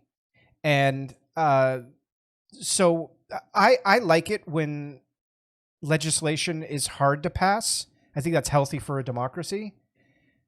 But at the same time, it's frustrating because when we can't pass new laws, we can't make things more fair for people that need it or deserve it and get to them in time. Sometimes stuff falls through the cracks. And so I think it's a delicate balance. And I think I tend to be on the side of slower legislation for that reason, but I also understand why it can frustrate people that feel like their government's leaving them behind. Yeah. Definitely. I got hate rated too, by the way, so we're all three of us. we're buddies, we're friends. Hell yeah, we're in it together. What is Twitch Absolutely. doing? Twitch always has issues going on. Listen, Raven said that their conversation went well and that things are in the works. So I'm sticking with what Raven said. Raven had to sit down, so This is like a super like recent thing though, right? I feel like this wasn't as big as a thing like 6 months ago. no, I mean, so it's been going on for a long time, but it hasn't been this pervasive.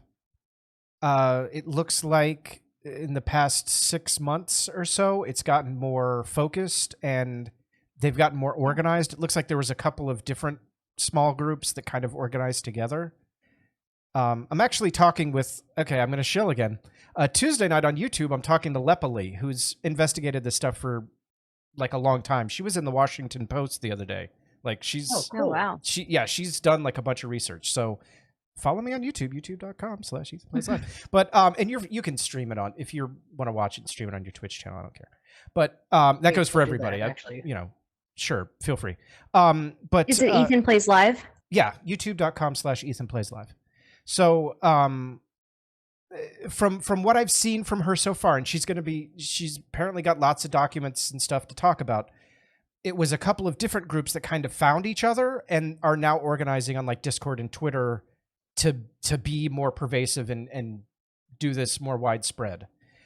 When I talked about it on YouTube last week, we had some people come into the chat who claimed that they were hate raiders. And they told me that their goal is to take down Twitch and that they've already gotten sponsors to leave and that they've cost Twitch millions of dollars. I'm just telling you what they said in my chat. Like, I don't know. I'm not saying it's true or false. And that's their goal, is to take Twitch down for some reason. And they don't really say why. I feel like it's because Twitch tends to terminally online. That's why. I feel like it's because there's a lot of leftists on Twitch, and these people are obviously anti-leftist, anti-LGBTQ, any marginalized group. But I couldn't tell you. I spent like 15 minutes talking to them in chat, and I couldn't really get a why out of them. So, I mean, Twitch is like directly owned by Jeff Bezos. So good luck with that. yeah, that's what I told them. I was like, listen. Yeah. You're not like, Twitch already operates at a loss most of the time. Like, Twitch is basically a tax write-off for Amazon. Like, you're not gonna do that. So have fun, I guess. Yeah. Okay. Cool. I just subscribed to your YouTube. Oh, so well, thank you. I'll be checking those videos out later. Yeah, everybody, please check out Ethan. Yeah, and Plays if you want to Live play on my YouTube. interview with Raven or this goes to everybody. I'm not saying just you. I mean anybody. If you want to play it on your Twitch channel, you have my full permission. My YouTube channel is not monetized, so I don't care. Play whatever you want to play. You said it's happening Tuesday night at 7 Eastern. So okay. Yeah, I'll be sure to watch it. If I could click a button and make it and put it on every Twitch channel at the same time, I would. So anybody that wants to play it and watch it with your friends, whatever, feel free. Yeah, definitely we'll do that. Yeah, it's super cool. Yeah. This is I was not expecting this conversation. It was very, I liked it. I Very did nice. too. Thank you for having me. Yeah. This was fun. Yeah, this is why I started streaming again, because like after everything that happened in the Twitch politics Discord, I think I told you this, Stardust, where I was really fed up with how people were acting, and I want to actually be the change in this community. So yeah, I feel like there's like almost a fetishization of like drama in this community, or just like federal policy, and there's not a focus on local or state or like actual boots on the ground politics that should be talked about. And those are the ones that change. You can make a lot more changes, being running for superintendent of schools or the local tax solicitor than you can trying to run for senator. I mean, you can really affect change. State, I was on his campaign team, and he lost only by 3,000 votes for Board of Edge person on his first ever like political election, and 3,000 people isn't that much in my state. Which was insane that he came that close for his first ever like election he signed up for. It was actually crazy. It's amazing. Yeah. So I agree. Like the boots on ground, local and state level stuff is super important. No one cares about it. Or you get people who clout chase with like debating people or doing bad platforming, but the moment it's something they don't like, they'll like yell at them completely or do like a 7-day drama stream like this person's the worst. They should have never platformed this person, despite them literally doing it 2 weeks later. Yeah, it's so silly. It's so silly. Somebody tried to come after me for platforming for my pizza debate panel. Like, really? Pizza? Are you serious? Wait, what was the pizza debate panel? So I had infrared on the pizza debate panel, and then somebody got mad at me for that and said I was doing irresponsible platforming. Dude, we were debating about pizza. Like, we had this situation in the YouTube skeptic community where this guy, I don't want to name any names, but this guy platformed someone who does police auditing. And we looked into him, and it turned out he was a convicted sex offender, this guy. And we were like, hey, did you know that he was a convicted sex offender when you had him on? And this guy, instead of just saying, no, I didn't know that, and I probably shouldn't have talked to him, or I should have at least brought that up, whatever, was like, well, I talked to his best friend, and I don't think he actually did it. Like, if you read the police documents, which I have, like, this guy did it. He absolutely did it. And now he's under indictment for also with one of his own children. I don't want to go too much in depth. Oh. Yes. Like, and then the guy's like, well, he's an honorable man. I find him honorable. And we're like, dude, this is the wrong take. So I think what happens sometimes is people get too caught up in their own cult of personality. I don't even know what to call it. That they can't be wrong. Every decision I make is right. Absolutely 100% of the time. It's like, no, that was... And I would have had that guy on my channel, but I would have said, by the way, you're a convicted sex offender, and that's awful, and you're a terrible human. But if you want to talk about police auditing, we can, but also you're a terrible human being. And I'm not going to ignore that. So I'm okay with platforming because, listen, there's probably people out there that have been through the incarceration system who did horrible, terrible things, but probably have a great perspective on what goes on when you're incarcerated and can probably tell you things, you know, about why our system is awful. You know, you could probably get great perspective. So I'm okay with platforming somebody like that, but you can't platform them and then say, well, they're a great person. And, oh yeah, another thing somebody just said in my chat, they said, well, this guy has a big fan base. So that doesn't matter. It doesn't matter how big their fan base is if you're going to call them an honorable person and say, oh, well, they were probably innocent. So I have two questions. A lot of people like the subway guy. Yeah. One, was that publicly a thing at some level a while ago, or I'm thinking of someone else in this YouTube skeptic community, or somewhere in the Steve McRae is the person who had him on his channel. I didn't want to say his name because he's like a... Yeah, okay. I'm pretty sure I've heard that too. Yeah, I mean, it was a bit... A lot of people have talked about it. So. I have a really spicy take. I actually respect Infrared far more than some people in the political Twitch community, just because he's upfront with his beliefs, right? Yeah, he's honest.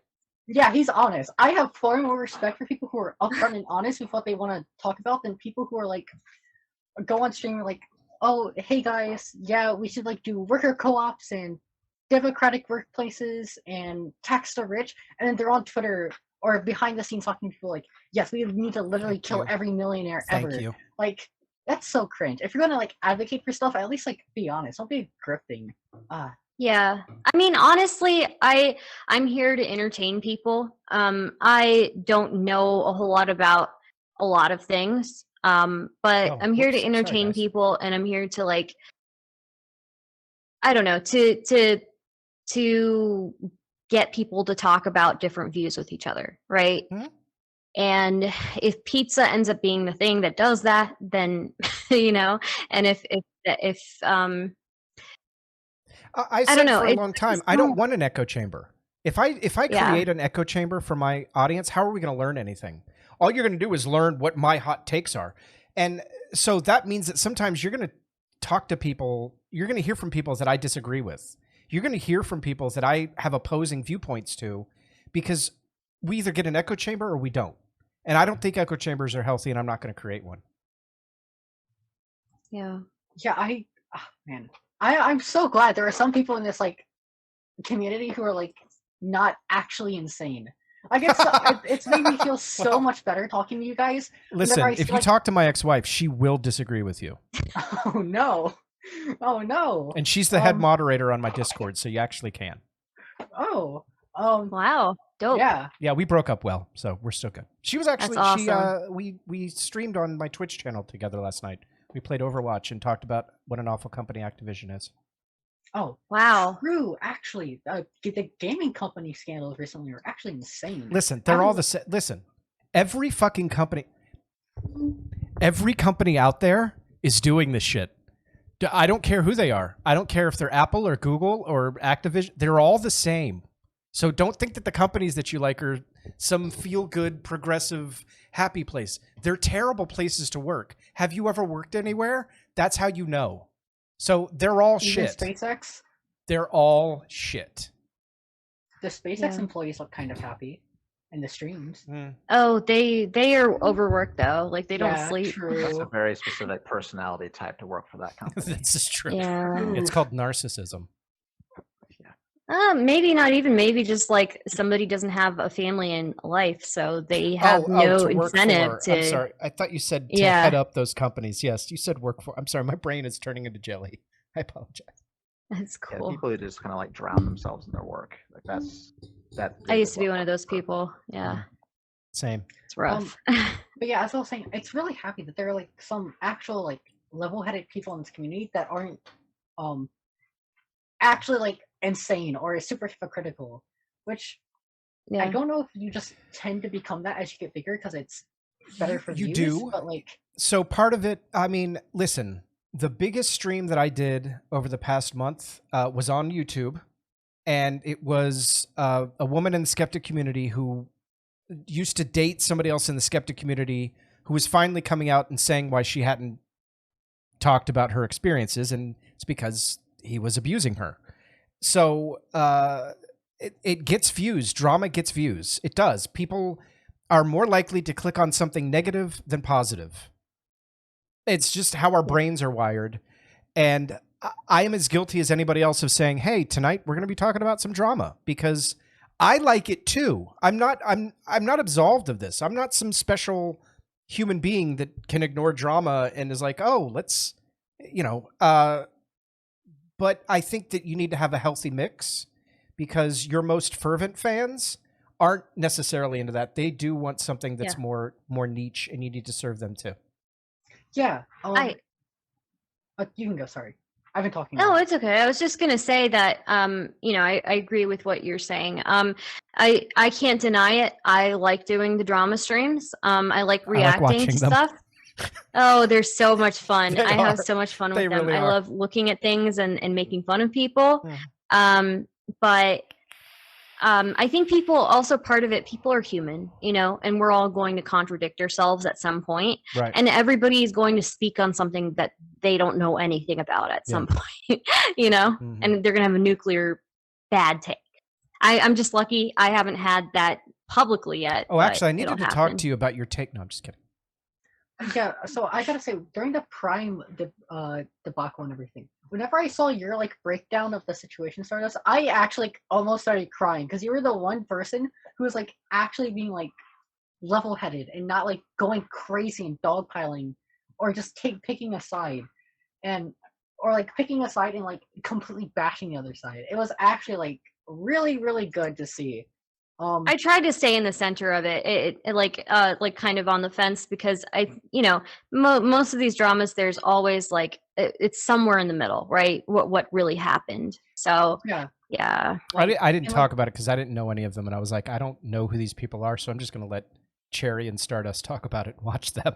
I streamed about it once just because people, since I had quit streaming like beforehand, I had just talked about like the panel stuff and like what I knew, just to like actual friends and stuff, and my friends, actual friends kept like asked me what I thought about the situation, so I just went live and told them about it, and it's a VOD if you want to watch it. But like, yeah, I don't think drama streams are okay. I just hate people who like manufacture their own drama and then shit on other people for doing the same thing, and then claim to be like a virtuous like policy person who wants to do good for politics and everything. I think you get that. I don't know shit about fuck, guys. Okay, nobody should take anything political that I say serious. Same. So don't listen. That my biggest advice to you is not to listen to me. But yeah, I think that there are some people out there, maybe their names rhyme with Kosh, who sometimes espouse things that maybe are a little more drama-inducing than what they actually believe. I don't have any proof of that. It's just a feeling, and I like that person very much. I watch their stuff. I'm not saying I don't. I'm just saying I think sometimes there's a little bit of a fish feeding going on. Yeah. Oh yeah. Yeah, no, I completely agree. There's a lot of people who are bigger in the community who are definitely feeding into drama just to get more views. It works. Yeah, definitely. It works. Definitely. You know? It does. It's really unfortunate, especially what happened the last week, because that really could have gone south. It really could have gone south very quickly. Yeah, you could. I mean, Prime's entire life could have been destroyed. You know, almost was. Yeah. Yeah.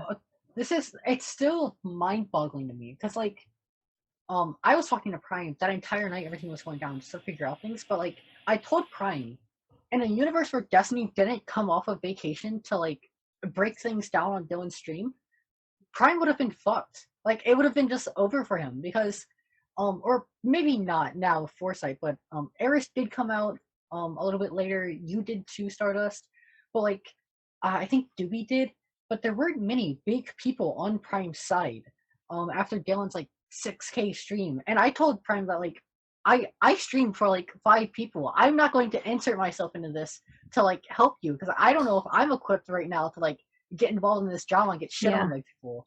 And the universe where Destiny doesn't come on and like breaks things down and really like gets into the nuance of it, a Prime would have just been fucked, and that like actually boggles my mind how people were just okay with that. Yeah. Well, the thing is, Wicked Supreme would have stepped in, is what he said. Wicked. So, I completely forgot about him. Yeah, oh, and that dude is fucking based as fuck with questions. Yeah, he is. Yeah. And I think Irrelevant would have stepped in as well, but I think there were more people than I thought. Okay. Yeah, but it would have been way worse though, for sure. It would have been much worse. It would have been much worse. You're right about that. It would have been much harder for Prime to kind of climb back and for there to be more balance. I don't agree with all of the characterizations that Destiny had about the other side, but like yeah, but I do think that I think that he did a huge service with what he did, and I think he was pretty much on point with pretty much most of what he was saying. So, and I think it's still important to listen to victims. I am one. There's a video on my YouTube channel about it. And this does not discount the fact that we still have to listen to people that are victimized or feel that they have been victimized. But we also have to make sure that when we're listening to them, that we're fact checking and that we're making sure, you know, this is why we presume innocence and not guilt. I agree with you. And as somebody who I had my own falling out with Prime, and somebody who, you know, I hadn't been on his stream for a long time, ever since I had my falling out with him. But like, even this looked like, I don't know, and also as a victim, I think you get that perspective as well, that, and I hate to say this, but you get this perspective that this online stuff, it's a specific type of online stuff, right? And this looks like a very awkward, uncomfortable series of conversations over a long period of time. I think when you've been like victimized, you kind of have some perspective, right? Of what this level of seriousness, you know, right? I don't know. Maybe I'm being too spicy right now. No, I think I agree. I didn't realize so many people had a falling out with Prime. I literally just stopped going on his panels because I hated, or I shouldn't say this because Prime might be upset. I just didn't like how we got topics last minute because I like to really research things to Yeah. make sure I know what I'm saying before I go on a stream and like say random stuff. And every time, or not every time, it was just sometimes, and I got really upset. And I just stopped. We'd get topics like last minute, and then I wouldn't have, or we'd get topics like 24 hours before, and like obviously you have to sleep and go about your day. So I'd sit down and I'd have like 2 hours to research everything, and I had get my own stats and all of that for the panel, which kind of annoyed me. I like having way more time to actually sit down and do my own research and stuff, which is why I just stopped showing up on Prime stuff. As a viewer, when I was watching Prime and Bastia was involved in the debate, I really didn't like him just kind of like yelling "shut up" at people a lot. It was very, rubbed me the wrong way. Yeah, and to clarify to anyone watching, panel stuff is hard. Okay, so like even though like I have grievances with how Prime ran it, I don't think it was bad. I think it is healthy that it existed in that space, but it wasn't something for me a lot of the time. I just I don't know how Prime does it. Like a panel every day is actually insane. Exhausting. Yeah. I get tired after if I have a large panel on here, I get tired. I can't imagine doing it every night. Yeah, once I'm bigger, I kind of want to do like a debate show. Yeah. A more niche one where like hopefully it's a bit more academic focus than like what we see in a lot of bigger debate shows where it's literally just people screaming at each other and trying to get dunks on each other. I'm hoping I can try to avoid that if I can ever cultivate that space. But yeah, panel stuff is hard, and Prime, even though I disagreed or I didn't like everything that he did, probably was still a good thing. Yeah, definitely. I don't think he deserved to be dragged as hard as he was, even if I had a falling out with him. And that situation in particular, it just seemed like such a bad communication issue, really, just in the grand scheme. I don't mean to belittle anybody's experiences, but in the grand scheme of things, like, and on the sliding scale of sexual assault, this really does not even fall on it for me. I don't know. Yeah, but, I mean, it seemed like over flirtation. Yeah. And flirtation's not harassment; it's just flirtation. If you're into somebody, you might say something to them that's a little bit sexual because you're into them and you have some sort of attraction to them. I've done it many times. No one ever accused me of harassment for it, but I flirted with. I feel like people have more justification to call me a sexual harasser because I jump into people's Twitch chats and say I saw my dad's dick one time. So. Yeah, see, this is what scares me because I'm like super flirtatious with people. Once I get to know you, I'm like super flirtatious with people. And I'm afraid like something like that's going to happen. Well, actually, no, I know it won't happen to me because I tell people like if I'm being overly flirtatious or making you uncomfortable, just tell me. I don't care. You won't hurt my feelings. Just tell me. Right. I say that explicitly to like everyone.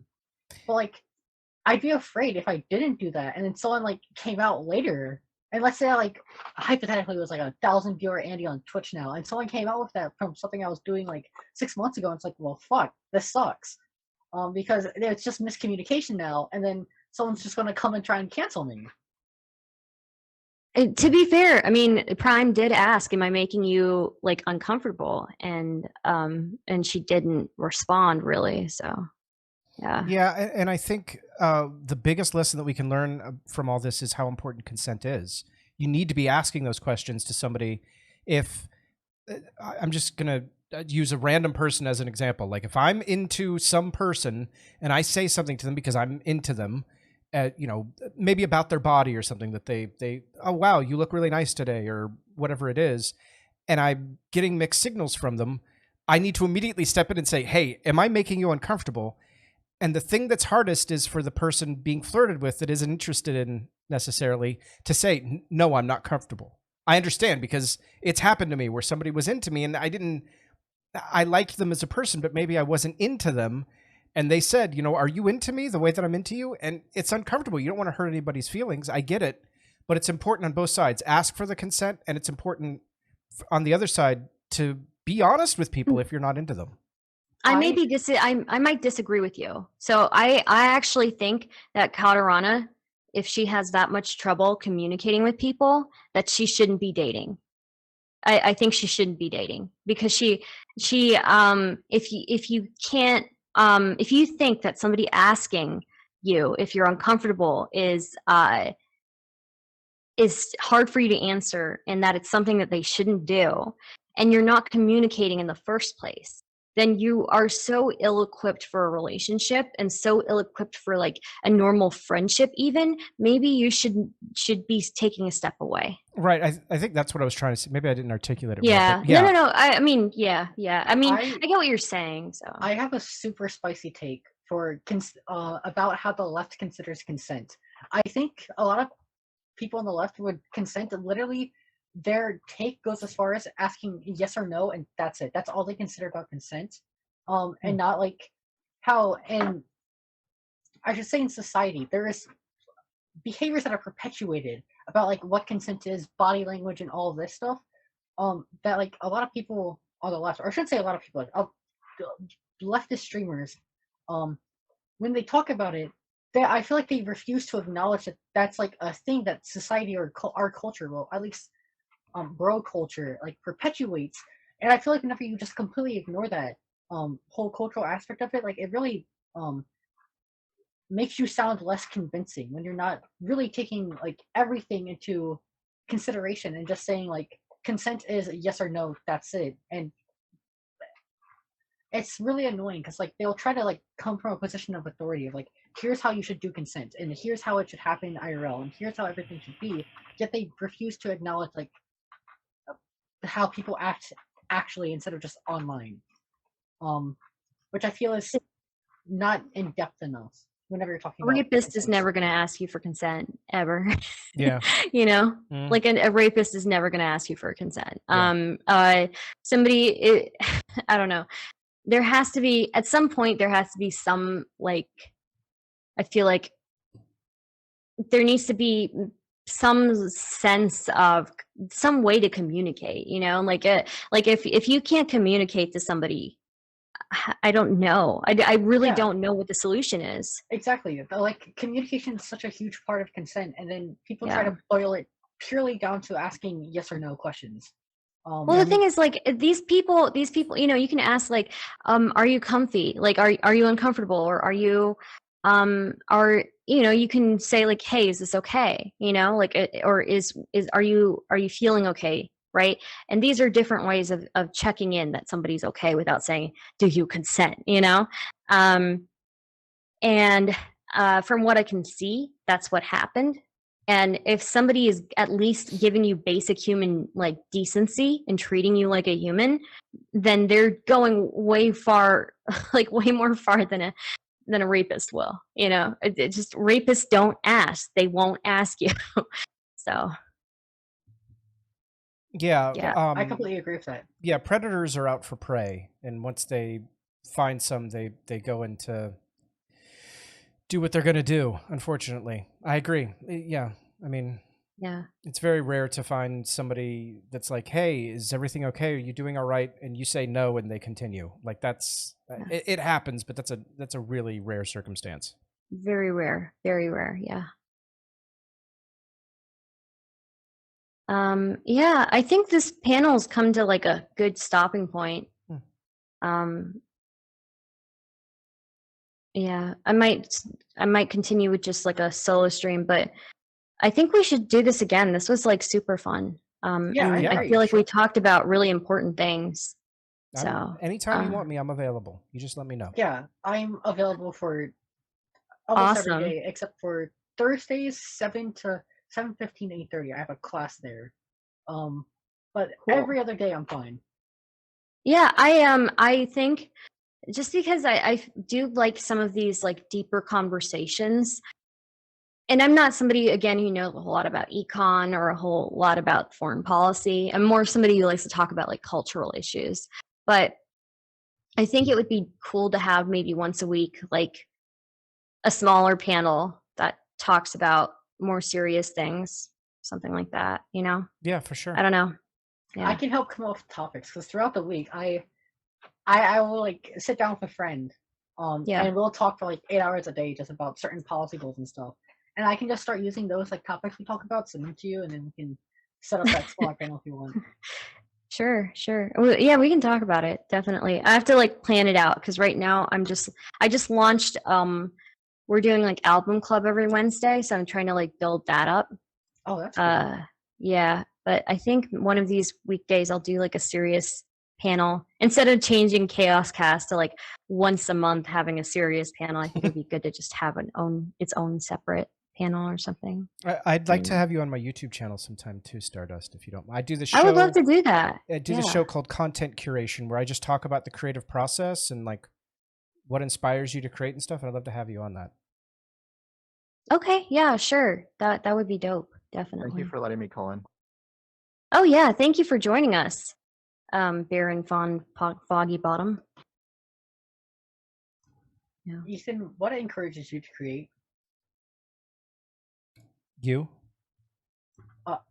No, seriously, it's just the interaction I get from people. You know, that's what inspires me. That's what keeps me going. Whether it's a follower or a subscriber, I don't mean Twitch subscriber, I mean YouTube subscriber, or follow me on Twitter. Just, I like talking to people, and not necessarily people that agree with me. I like my mind changed, and it has before, and I'm sure it will again. I just enjoy the entire interaction process with people. That's why I'm here. And, you know, I would like to make this my full-time job someday. I'm nowhere near there right now, but I would. I think that would be a lot of fun, where I could just create stuff for people all day and hear their thoughts on it, you know, entertain people. I've been acting since I was 5, so I enjoy. Oh, that's so cool. Yeah, I just enjoy it. I'm just into it. So how common is the answer of someone saying like because they get mad at other people being stupid? Because that's what drives me to like come on stream and actually talk about policy. As I just get mad whenever I see someone give a really dumb take, and then I'll come on and talk about why it's stupid and what we need to actually do.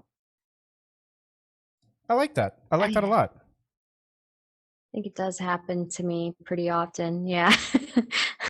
But it's weird because I have days where I have the fire in me, you know, and then I have days where I feel like the wind's going to blow me away. Yeah. I don't know. It's weird. Yeah. I mean, you know, a big part of creating stuff isn't inspiration. It's just discipline. It's just sitting down and doing it. Oh yeah, I have terrible discipline. Sheesh. I'm working on it though. I'm going to start. I've streamed, I think, for the last couple weeks, at least a couple times a week. So I'm doing better. It's awesome. It's awesome. Well, thanks again for having us on. Yeah, thank you this for is joining awesome. me. Yeah, it's usually such a lonely time after immediately after these. So it's been really cool to talk with you guys about like serious stuff, and you guys are way more educated on some of these issues than I am. I disagree, but I think I just say lots of words. Nah. I just read a lot in my free time. Literally, I can give you I can give you a picture of my day. I wake up, eat, and then I will go online, find a take on Twitter or something, and if I think it's stupid, I'll go look on like Google Scholar.